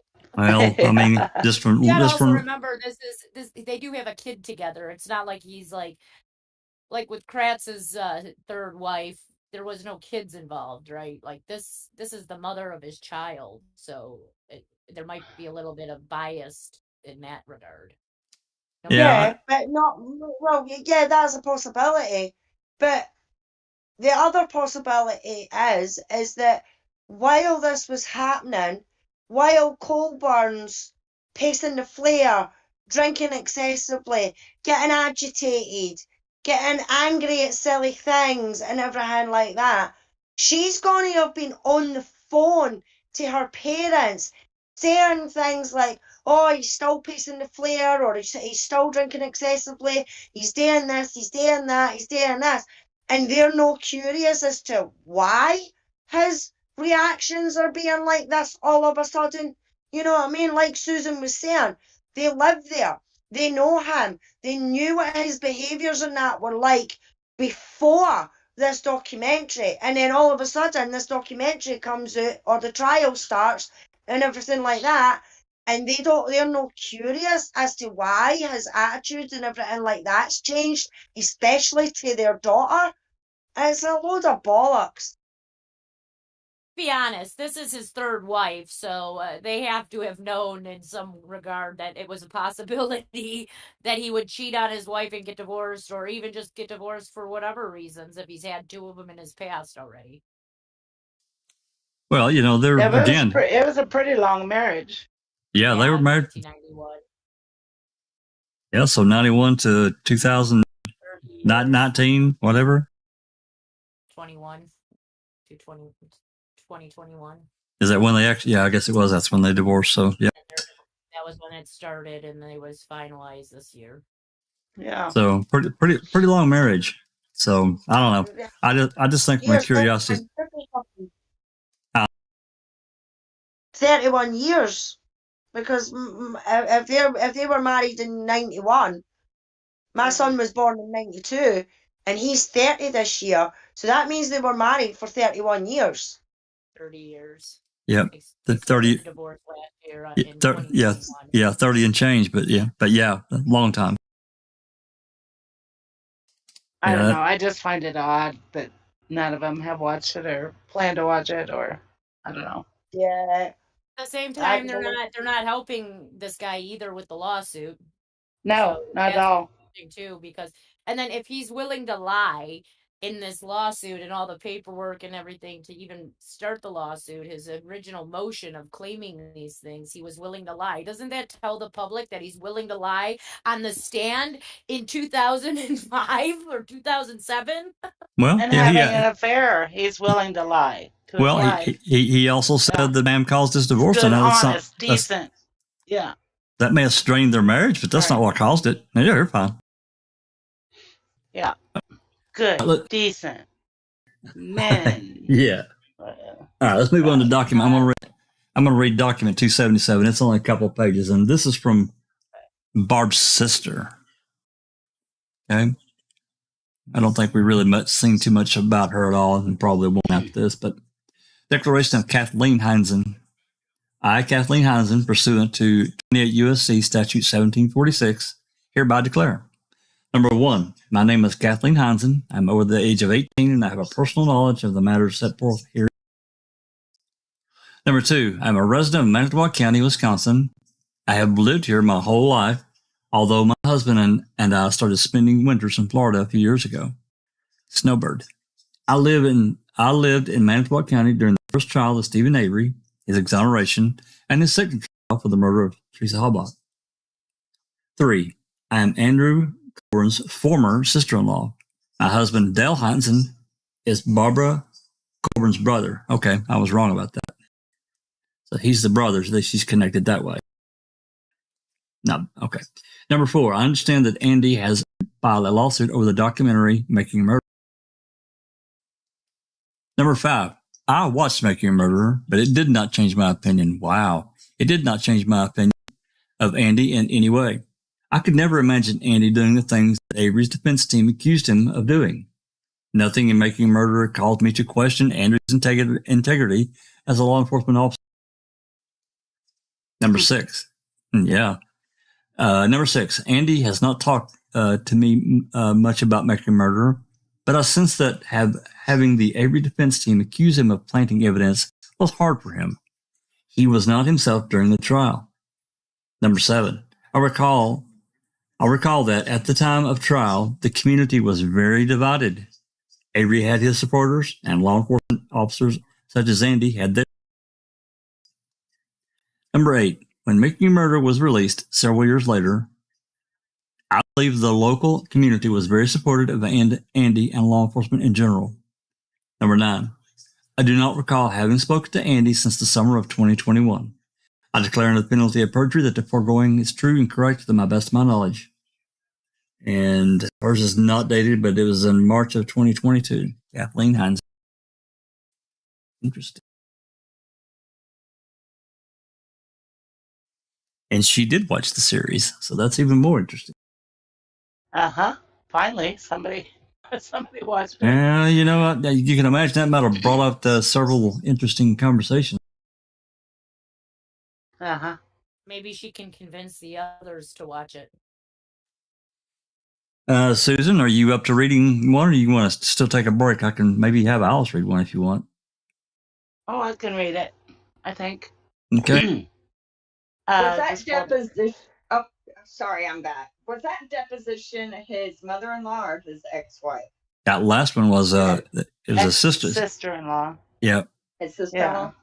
Yeah, I find it interesting. She's married to Barb's brother. Okay. Yeah. Because I was just thinking, Andy's wife is a local Manitowoc resident, so that means her parents likely have been there for quite some years. All their life. And they would know Kosurek and his reputation quite well. And it would be nice to be able to ask them some questions.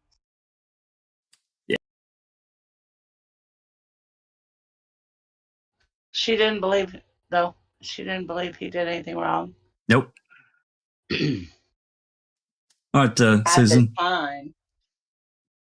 Well, yeah, this one was signed March of 2022, so she's still of that opinion. She didn't believe he did anything wrong or believed the Avery defense that Colburn planted anything. She didn't believe that. Didn't change her opinion at all. Yeah, I'm telling you. What do you think would have happened had these people said, yes, I do believe he planted evidence? What do you think that would have, like, what do you think would have happened if that was their Well, I mean, I don't think interesting. It change anything, but here's my thinking. I know that he's complained because his kids are mad at him, his family's mad at him. I wonder if, like, how do I say this? I wonder if one of his kids didn't watch Making a Murderer and then think back to the way his dad behaved during the trial. I mean, we have how his wife said he acted. You know, he was afraid of going to jail. If you didn't do anything wrong, you wouldn't be worried about going to jail, especially as a cop. The only time you would be worried about going to jail is if you've got something to go to jail for.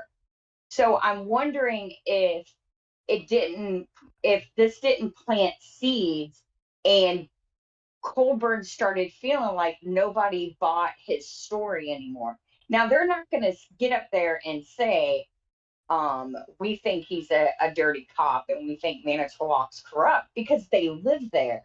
These people are genuinely fearful of those guys, and for good reason. I mean, look at what they've done to Stephen and Brendan. But I wonder if, if it didn't like click for them that this is why my dad kind of acted the way he did at this time. And the fact that he lost their trust isn't why one of the reasons why he went and looked for someone else to be with, because he just felt like they didn't believe him anymore. I don't know. I found his statement that he was afraid that he'd be sent. He would go to prison.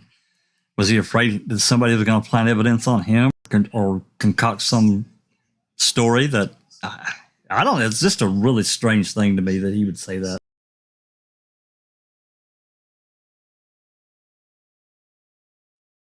Anyway, all right.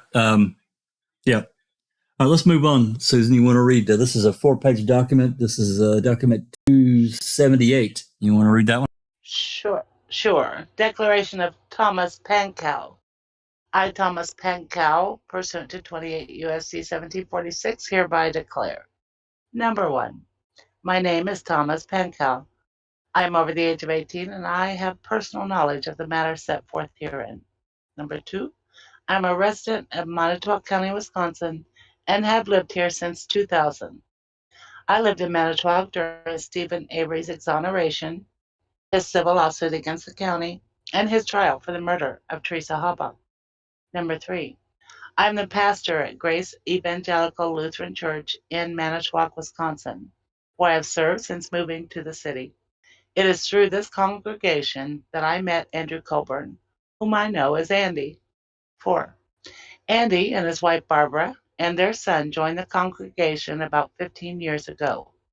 Andy has been a faithful attendee at services since then. He even served as a church elder for the congregation for 6 years until about 2020. 5. My relationship with Andy is mainly one of pastor and congregant, but we have seen each other socially over breakfast or lunch in the past. Number 6. The 2005 trial of Stephen Avery for the murder of Teresa Halbach was a big deal in Manitowoc community. Members of the community were interested in it, and I sometimes hear people talking about it. That makes sense to me because it was so public and immediately present in the day-to-day lives of the community and was very tragic and sad. I know that, as part of his defense, Avery was accusing law enforcement, including Andy, of planting evidence to frame him for the murder of Teresa Halbach. Number 7. I do not believe that Andy or any other law enforcement official planted evidence. Number 8. I never watched the documentary Making a Murderer. Because I did not watch it, it could not have and did not change my opinion of Andy in any way. Number 9. I've had conversations with members of my congregation who did watch the documentary, and I generally understood from those conversations that it includes the story of Avery's conviction for murdering Teresa Halbach.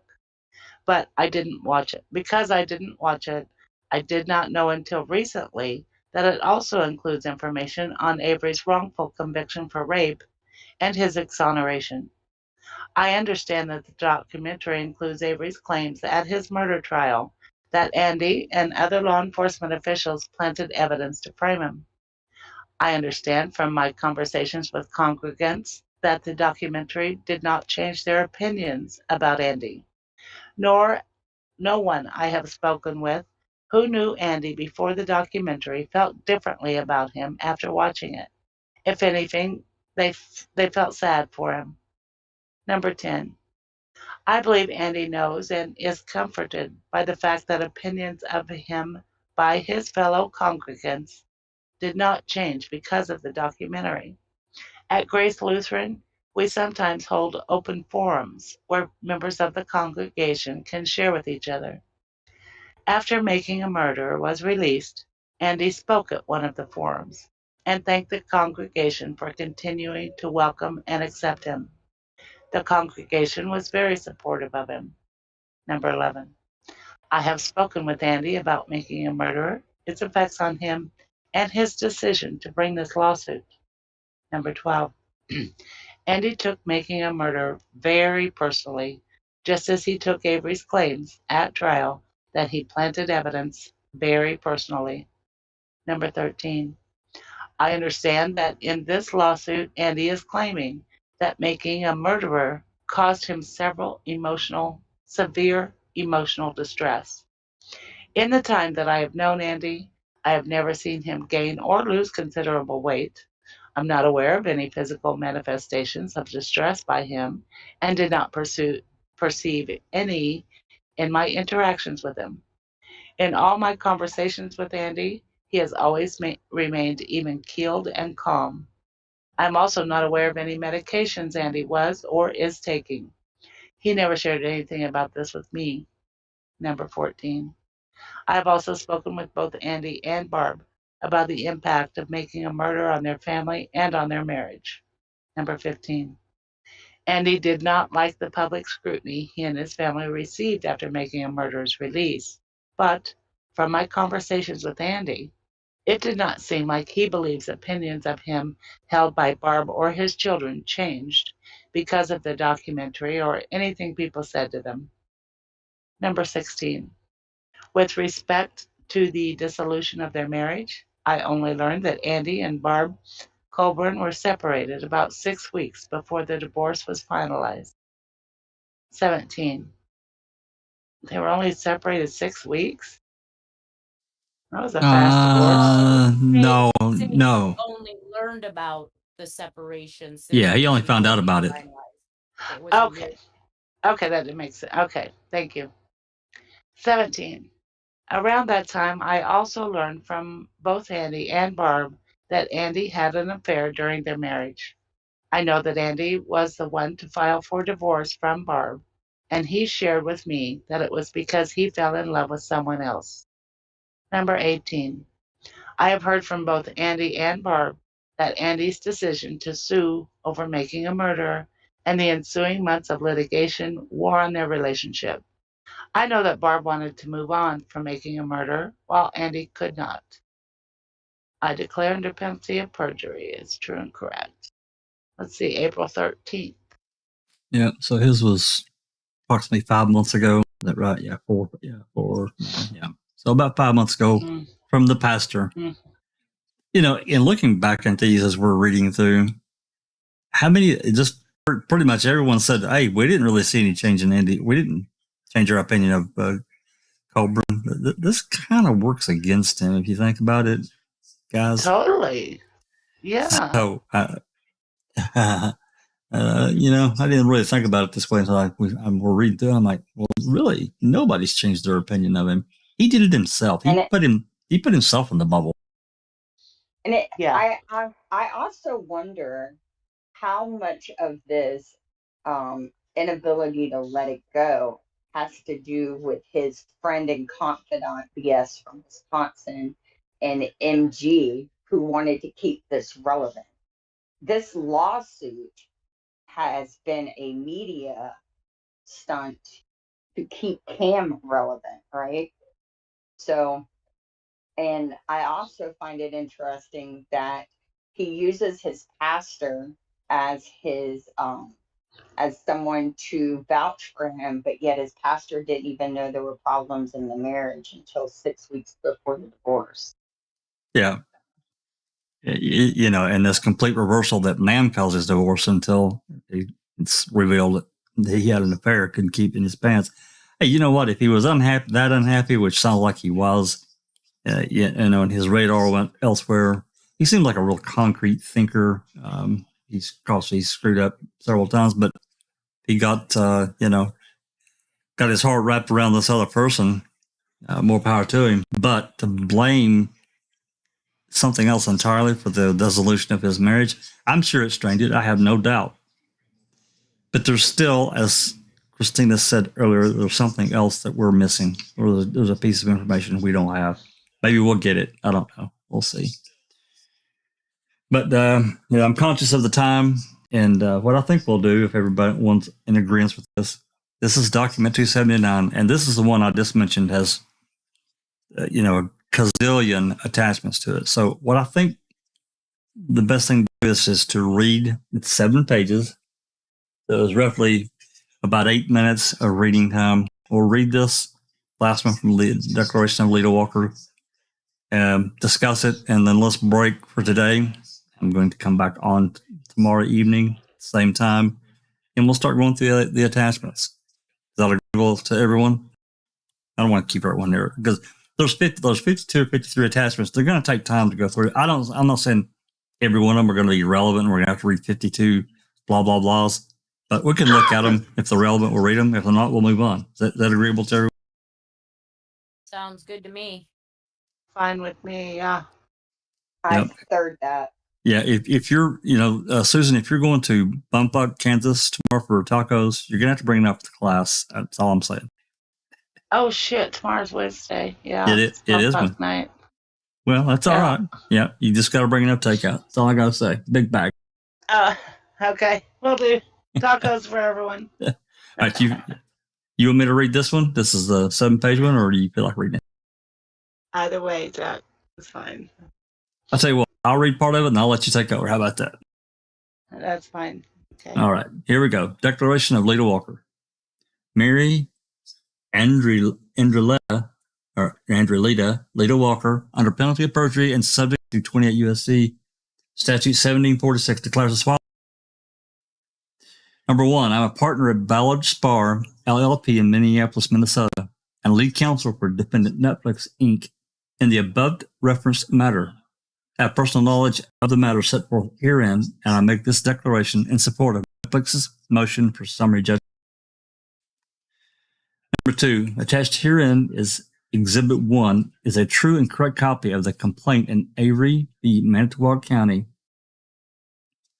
Number 3, attached herein is Exhibit 2 is a true and correct copy of the excerpts of the transcripts of the deposition of Plaintiff Andrew Colburn in this manner. And I will tell you guys, this has come up, I heard it again today. The full deposition has not been released. There are excerpts. There's about 100, roughly, I'm going to say 95 pages, 96, something like that. I don't know. But it's excerpts. So that's approximately an hour and a half of reading versus 7+ hours of a deposition. So there's no way that's all of it. So it's excerpts, and we'll get to them, I promise. Number 4, attached herein, hereto as Exhibit 3 is a true and correct copy of the decision and order on the wrongful conviction evidence in the state of Avery. It gives the case number there, which we're all familiar with, 05CF38351. Number 5, attached herein, hereto as Exhibit 4 is a true and correct copy of the January 5, 2016 email from Michael Griesbach to Ronald Goldfarb, produced by Mr. Griesbach in this matter as Bates number, it's got it. Number 6, attached here too as Exhibit 5 is a true and correct copy of the January 10, 2016 email from Michael Griesbach to Ronald Goldfarb, produced by Griesbach. Number 7, attached herein as Exhibit 6 is a true and correct copy of the January 12, 2016 email from Andrew Colburn to Patrick Dunphy, produced by Manitowoc County in this, it's got the base. Number 8, attached here too as Exhibit 7 is a true and correct copy of the March 19, 2016 email from Brenda Schuler to John Frack, produced by Manitowoc County in this matter. Number 9, attached here too as Exhibit 8 is a true and correct copy of the January 12, 2016 email from Andrew Colburn to Patrick Dunphy, produced by Manitowoc. Number 10, attached here too as Exhibit 9 is a true and correct copy of excerpts of the deposition of Defendant Laura Riccardi in this matter. Number 11, attached here too is Exhibit 10 is a true and correct copy of the relevant excerpts of the license agreement dated July 28, 2014 between Defendants Netflix Inc. and Synthesis Films, LLC, produced by Netflix in this matter. Netflix will file the entire agreement under restriction should the court request it. Number 12. Attached here to is Exhibit 11 is a true and correct copy of the July 22, 2013 email from Laura Riccardi to Lisa Remington, produced by Eleanor Daly in this matter. Number 13, attached here to is Exhibit 12 is a true and correct copy of a November 17, 2015 letter from Lisa Califf to Michael Griesbach, produced by the producer defendants in this matter. Number 14, attached here to is Exhibit 13 is a true and correct copy of the excerpts of the deposition of Adam Deldeo in this matter. Number 15, attached here to is Exhibit 14 is a true and correct copy of the November 20, 2014 memorandum from Netflix to the producer defendants providing notes on episodes 1 through 4 of Making a Murderer, Ma'am, produced by Netflix in this matter. 16, attached here to is Exhibit 15 is a true and correct copy of an undated set of notes regarding music in Ma'am, produced by Netflix in this matter. Number 17, attached here to is Exhibit 16 is a true and correct copy of an August 23, 2015 email from Adam Deldeo to Benjamin Kottner, produced by Netflix in this matter. Number 18, attached here to is Exhibit 17 is a true and correct copy of a set of notes regarding episodes 8 and 9 of Ma'am, produced by Netflix in this matter. And number 19, attached here to is Exhibit 18 is a true and correct copy of the July 23, 2015 email from Benjamin Kottner to Adam Deldeo, produced by Netflix in this matter. All right, Susan, you want to take over at number 20? Sure. Attached here to, as Exhibit 19, is a true and correct copy of a set of notes regarding Episode 5 and 6 of BAM, produced by Netflix in this matter. 21. Attached here to is Exhibit 20 is a true and correct copy of a September 18, 2015 email from Benjamin Kottner to the producer defendants, produced by Netflix in this matter. 22. Attached here to, as Exhibit 21, is a true and correct copy of excerpts of the transcript of the deposition of Lisa Nishimura in this matter. 23. Attached here to is Exhibit 22 is a true and correct copy of excerpts of the transcript of the deposition of Lisa Dennis in this matter. 24. Do we know who Lisa Dennis is? I don't know who she is. That name is unfamiliar to me. No. 24. Attached here to, as Exhibit 23, is a true and correct copy of plaintiff's responses to Netflix Inc.'s first set of interrogatories, dated October 6, 2021. 25. Attached here to, as Exhibit 24, is a true and correct copy of a set of notes regarding Episode 5 of Ma'am, produced by Netflix in this matter. 26. Attached here to, as Exhibit 25, is a true and correct copy of a set of notes regarding Episode 1 of Ma'am, produced by Netflix in this matter. 27. Attached here to, as Exhibit 26, is a true and correct copy of a set of notes regarding Episodes 7 and 8 of Ma'am, produced by Netflix in this matter. 28. Attached here to, as Exhibit 27, is a true and correct copy of a set of notes regarding Episode 1 through 10 of Ma'am, produced by Netflix in this matter. 29. Attached here to, as Exhibit 28, is a true and correct copy of a set of notes regarding Episode 7, dated August 17, 2015, produced by Netflix in this matter. 30.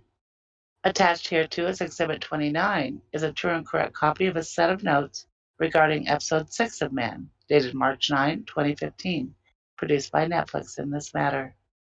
31.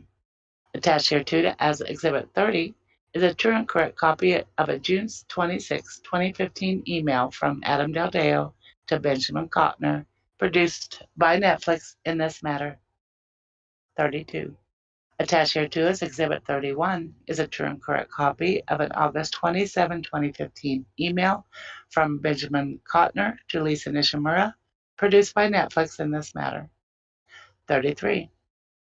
Attached here too is Exhibit 32 is a true and correct copy of a set of notes regarding episode 5 and 6 of Man, produced by Netflix in this matter. 34. Attached here too is Exhibit 33 is a true and correct copy of a November 10, 2014 email from Marjan Havadi and Adam Deldeo, produced by Netflix in this matter. 35. Attached here too is Exhibit 34 is a true and correct copy of a September 4, 2015 email from Lisa Nishimura to Benjamin Kotner, produced by Netflix in this matter. 36. Attached here too is Exhibit 35 is a true and correct copy of comments by Lisa Nishimura to a Google document on July 5, 2015, produced by Netflix in this matter. Attached here too is Exhibit 36 is a true and correct copy of a July 16, 2015 email from Adam Deldeo to Lisa Nishimura, produced by Netflix in this matter. 38. Attached here too is Exhibit 37 is a true and correct copy of an undated memorandum from Frank Isaac of Film Finances, Inc., produced by Netflix in this matter. 39. Attached here too as Exhibit 38 is a true and correct copy of an August 23, 22 email from Plaintiff's Counsel April Barker to me. Attached here too as Exhibit 39 is a true and correct copy of excerpts of the transcript of the deposition of Mary Manhart in this matter. Don't know her either. Yeah, haven't heard that name. Attached here too is Exhibit 40 is a true and correct copy of excerpts of the transcript of the deposition of Brenda Schuler in this matter. And that's about a 30-page document. 42. Attached here too is Exhibit 41 and filed under restriction is a true and correct copy of the excerpts of the transcript of the deposition of Brenda Schuler in this matter that she has designated as confidential. Well. How many pages is that? You know what? I don't know. I'd have to look while you're reading there. I'll try to pull it. Number 43. Attached here too as Exhibit 42 and filed under restriction is a true and correct copy of certain medical records of Plaintiff Andrew Colburn that he has designated as confidential and produced in this matter. 44.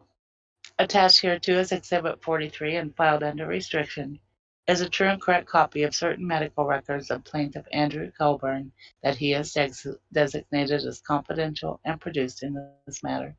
45. Attached here too as Exhibit 44 is a true and correct copy of text messages on December 18, 2018 between Andy Colburn and Brenda Schuler, produced by Colburn in this matter. Well, that's just on December 18th. 46. Attached here too is Exhibit 45 is a true and correct copy of a series of emails in November 2018 among Andy Colburn, Michael Griesbach, and John Mayer, produced by Colburn in this matter. 47.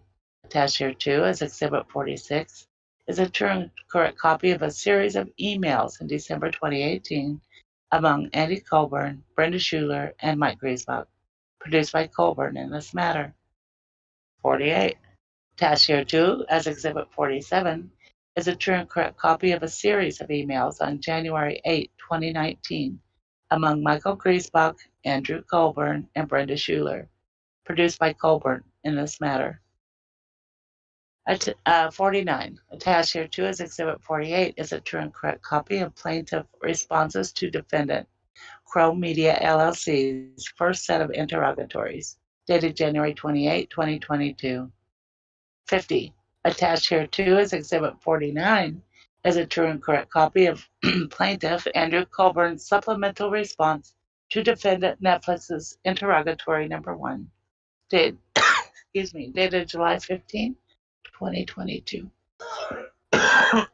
Sorry. Okay, you're fine. Yeah, I know your voice is getting a little crackly there. And this is Also, a very recent document, September 16, 2022, from Lita. And I did pull up. I apologize for interrupting the flow there on the screen. This is Exhibit 41. They want sealed, so it does not say how many pages. Page 101. So we don't know the full documentation. So there you have it. Hopefully at some there's point. some interesting stuff in there. Oh yeah. Yeah. We're going to get into it. I've read some. Again, folks, I've not read all of these all the way through. I've read several of them, at least part of the way through. There is definitely some very interesting things in here that we're going to get to. So tomorrow evening, we'll plan again to start at 4:45 Central, because there's a lot of documentation to get through. I personally think it's important to understand the full impact, to go through it as it was presented by the lawyers. And I mean, like I said the other day, I mean, we could have just cherry picked certain things out of it, but I think that when you do that, sometimes you miss something and you lack understanding of why that happened or why this happened. So I think it's just better to meticulously as we can. We can't cover every little detail. I get it, but as meticulous as we can, so we're all on the same page. That's just my opinion.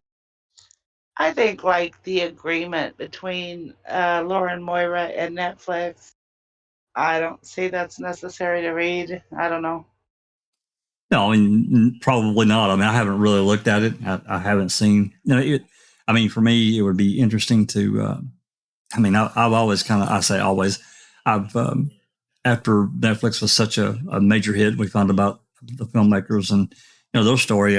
I'm kind of curious as to how much they got out of the deal, because the fact is, I mean, Netflix was already an entity, and they were pretty popular with their DVD service. I had a membership. I know a lot of people did, but Making a Murderer exploded, and I mean, like a nuclear bomb around the world.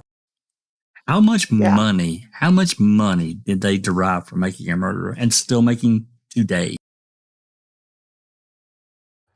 Shit ton. For the lack of a better way to describe it, I'm going to have to agree with you.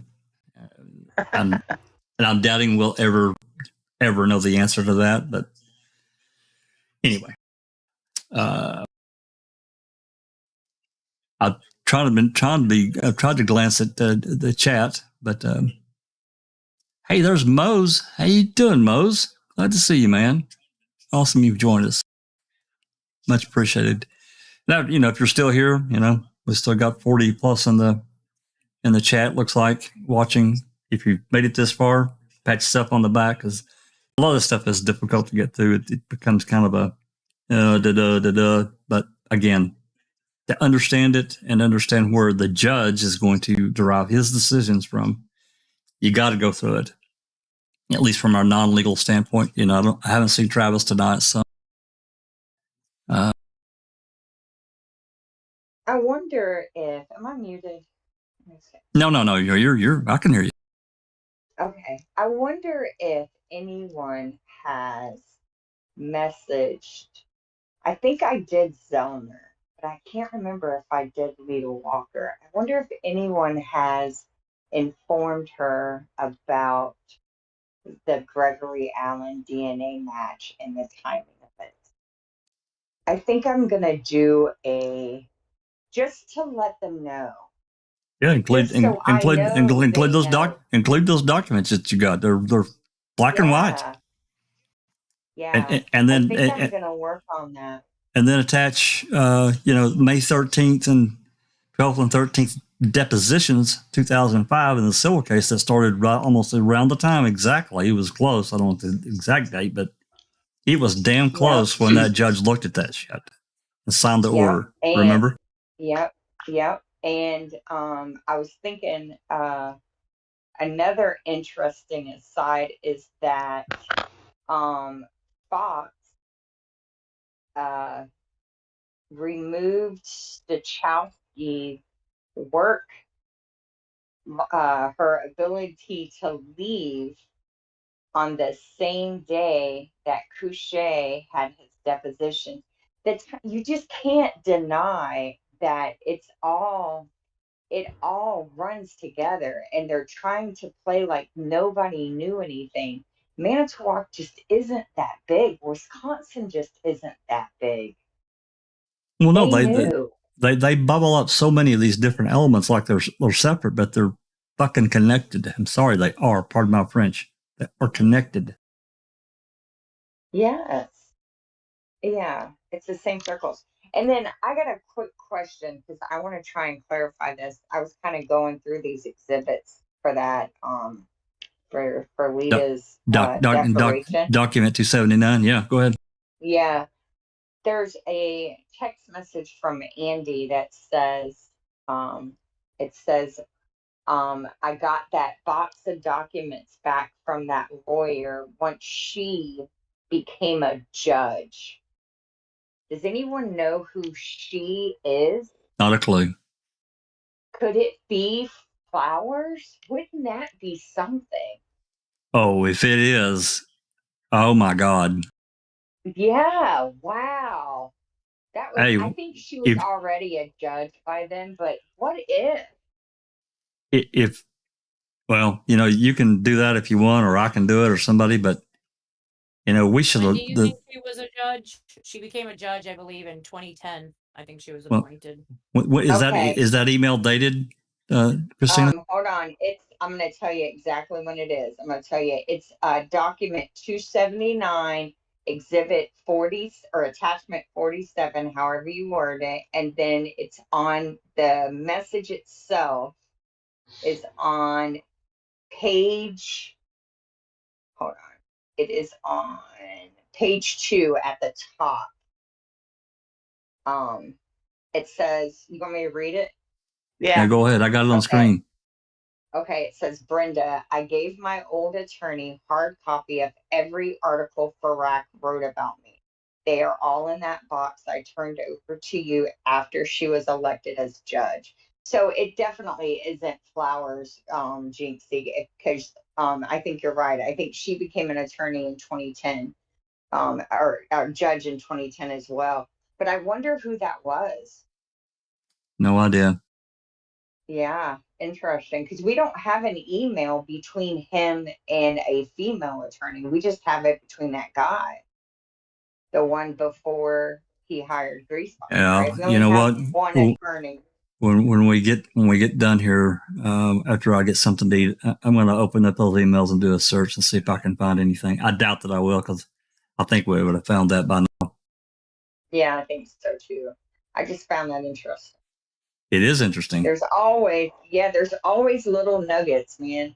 I mean, this case is like the gift that keeps on giving. Yeah. If there wasn't an unsolved murder and 2 men rotting in prison, it would be like just, I mean, I feel bad even enjoying researching it because of the suffering that's gone on, to be honest. I just enjoy from the aspect of trying to, whatever we can do to undo wrongful convictions because of these other circumstances.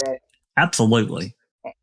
You shouldn't talking about Geraldine Dietz, who's a judge now in Manitowoc. We'd have to look at the date here. Or something at some point. This is dated December 18th, 2018. So if we can, she was sworn in as a judge in August 2018. What was, can you see what kind of attorney she was prior to that? Let's see. Does she have a LinkedIn account? She does. Let me see. I don't think I can open it if it's not public because I don't have an account. I do. I do have an account. I can send you the link, I guess. If it Please do. Oh. Yeah. And yeah, and another reason I think we all do this is in the hopes that the public will become more educated. I often think about what the statistic Ripper talked about. 97% of all criminal cases end in plea deals. Geraldine many. was the DA appointed to take Ken Kratz's position in Calumet County before she became a Manitowoc judge. Probably not her then. No, but isn't that interesting? So she was a Calumet DA, and now she's a judge in Manitowoc. But they're separate entities and have very little interaction, and they don't know each other. Carolyn Dietz is also pictured with Kosorik at a Red Nose event for the Big Sisters and Big Brothers. Oh yeah, I think I've seen that photo, Jinx. Yeah, that just made my skin crawl. Yeah, Dr. Silkman says Colburn is the sacrificial lamb. I hope he can read the number plate of the bus coming toward him straight at it. Yeah, no doubt, Doc. And he says, Doc also said, I noticed that he mentioned Farak. Very interesting indeed. Absolutely. Well, that was a big deal, and we've talked about it before, and I'm sure it's going to come up again a little bit later. I'm almost positive, but Brenda, when this article came out that Farak wrote, came out in the Post-Crescent or whichever one it was, the paper there in Wisconsin before he left and went to Chicago or went to the Patch. He wrote that article, and Brenda wrote I won't say a scathing message to him, but it was pretty rough. And he replied to her. They had a conversation. So that was way back. So I'm not shocked that Farak gets mentioned. I'm really not. And then, of course, we have the Wrecking Crew that he wrote as well. So, hey, Rookie made Brenda's text messages. Go to page 6 of that same document. She was before she became a judge, I think.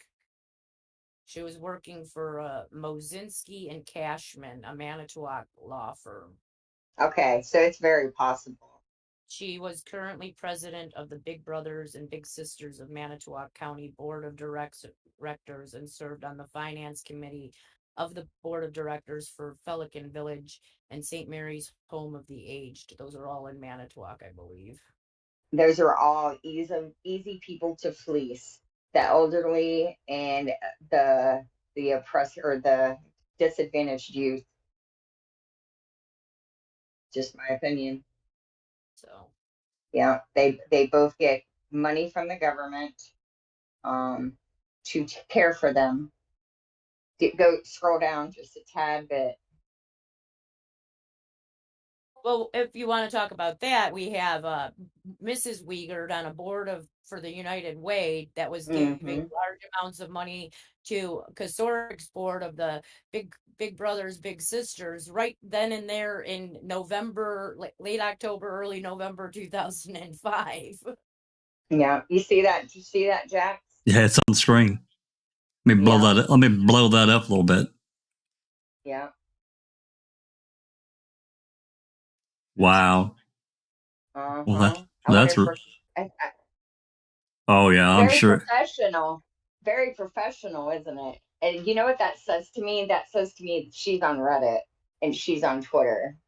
Oh, absolutely. Yes, in Wisconsin. That's her name on Twitter. Isn't it fitting? What is it? BS in Wisconsin? Yes, in Wisconsin. The WISC. I think she's got a new handle now. She's got a new one that's Brenda Schuler number 8. Brenda Schuler 8. Just made in 2022. Yeah. I'm sure she's got all. I'm sorry. No, that's fine. I was just going to say, I'm sure she's got a few alts too. That schedule should be for November, not October. I had to fill out a 2-week time card as well. You have that time card and all that stuff I gave you from my attorney. It also shows I was off 4, 5, 6 of November, and I wrote in my time for 5 and 6 when I worked on scheduled days off. Oh, if we could only get his cell phone. Time. I really want those text messages, but hey, yeah, me too. They even had him work his day off to serve Stephen. Mm-hmm. Right, well, I'm not change the subject, guys, but I'm going to have to go. It's 2:45 here, and I've got a doctor's Oh, appointment. wow. Yeah, get your butt in bed. Hey, thanks for hanging and yeah, thanks for No hanging and Good night, Alice. coming along. Yeah, Sweet you sleep. dreams, Alice. I just wanted to say something quick, which is it's completely off topic, but I would just like to mention about congratulating Adan Saeed, whose conviction has been overturned, and he's been released. And KZ put out a tweet earlier saying how much the similarities are between Adnan's case and Stephen's case. Well, fingers crossed that something will come of it, and this will be Stephen and Brendan soon enough. So congratulations, Adnan. Yeah. Yeah, Yeah. never give up hope, because the state has, in that case as well. I know there were people that didn't follow that case. I listened to all the serial. I watched the HBO documentary, and you could tell if those that followed along that it was serial, there was definitely some weird shit happened in that case. They linked arms and they said, nope, he's guilty. He did it, blah, blah, blah, blah, blah, blah, and made every excuse under the sun. And now all of a sudden, I'd like to know how this happened. They found documentation that there were two other defendants that were really looking hard at, and they buried it. They didn't turn it over to the defense. Well, And there's really? some DNA that they're testing. Oh my! I hadn't got that far. I've been busy with other shit, but oh my! They don't have the results yet, but they have two other suspects, they say. Wow! And then his druggy friend that had legal issues testified against him. I was really suspicious of that guy, and I still am, but I could be wrong. I think I think I think the Brady issues in his case could really help in Stephen and Brendan's cases, because they're really similar, right? What was his drug friend? I think it started with Jay. It was Jay. That's right. So Jay got preferential treatment to say what they needed him to say to make Adnan look guilty. That's right. Bobby, same thing. And they didn't disclose that. And they also hid evidence that helped exculpate Adnan, which they did in Stephen and Brendan's case. That's right. Did y'all see Kathleen's interview she did on this today? No. I have not seen that yet. It was on CBS or something, but she said many times the actual perpetrator is the star witness in their case. Yeah. I wonder if that's an underlying message. Oh wait, it is. Yeah. You think? Yeah. Yeah. Yeah. All right, folks. It's linked in one of her tweets today. Check it out. That interview. Yeah. We're pushing 4 hours. I want to get everybody out of here so they can get a bite to eat, go to bed. Alice, you got to get some sleep because you got to go to the doctor. She's gone. Oh, she's okay. Snoring. And I've got Discord notifications. I got streamer mode on, so they're muted. I can't hear when people come in and leave. So anyway, good night, Alice. Thanks for everything. And good night, Alice. Yeah, and thanks for everyone that's hung around in the live chat. We really appreciate the support and the interest in the case.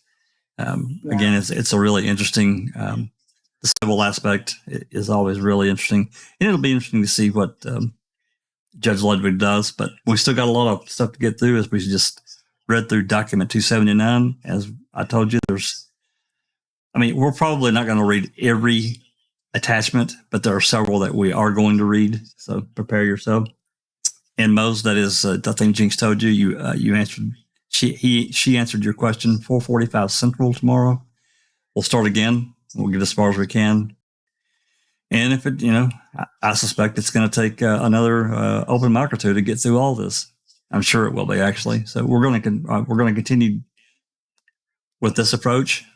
This is my feeling. This is the best way to understand while the lawyers are presenting to Judge Ludwig to make a decision about summary judgment. And I don't know any other way to do it. So with that said, let me get over here a second. With that said, I'd like to thank everyone for coming and supporting us and supporting Foul Play and the other members in the community. Please go visit Rhonda and give her some support in the Holtzclaw case. Go see Jinxie. She's got her own channel. Give her some support and love. She does so much work behind the scenes. She's a hell of a researcher. Sherilyn Pontello, Cap. There's so many to name that they like to research and dig. And Sunshine Christina, oh my God, talk about a bulldog. Welcome the bulldog back to the pen. I got to tell you, it's great having you back. And you've already latched onto a few things that I think we should explore. We can't do it here, but certainly we can, off screen, and we will do so. All right. So with that said, if you like what we do, give us a like, a subscribe, hit the bell, and tune in tomorrow at 4:45 Central. And this has been a Foul Play production.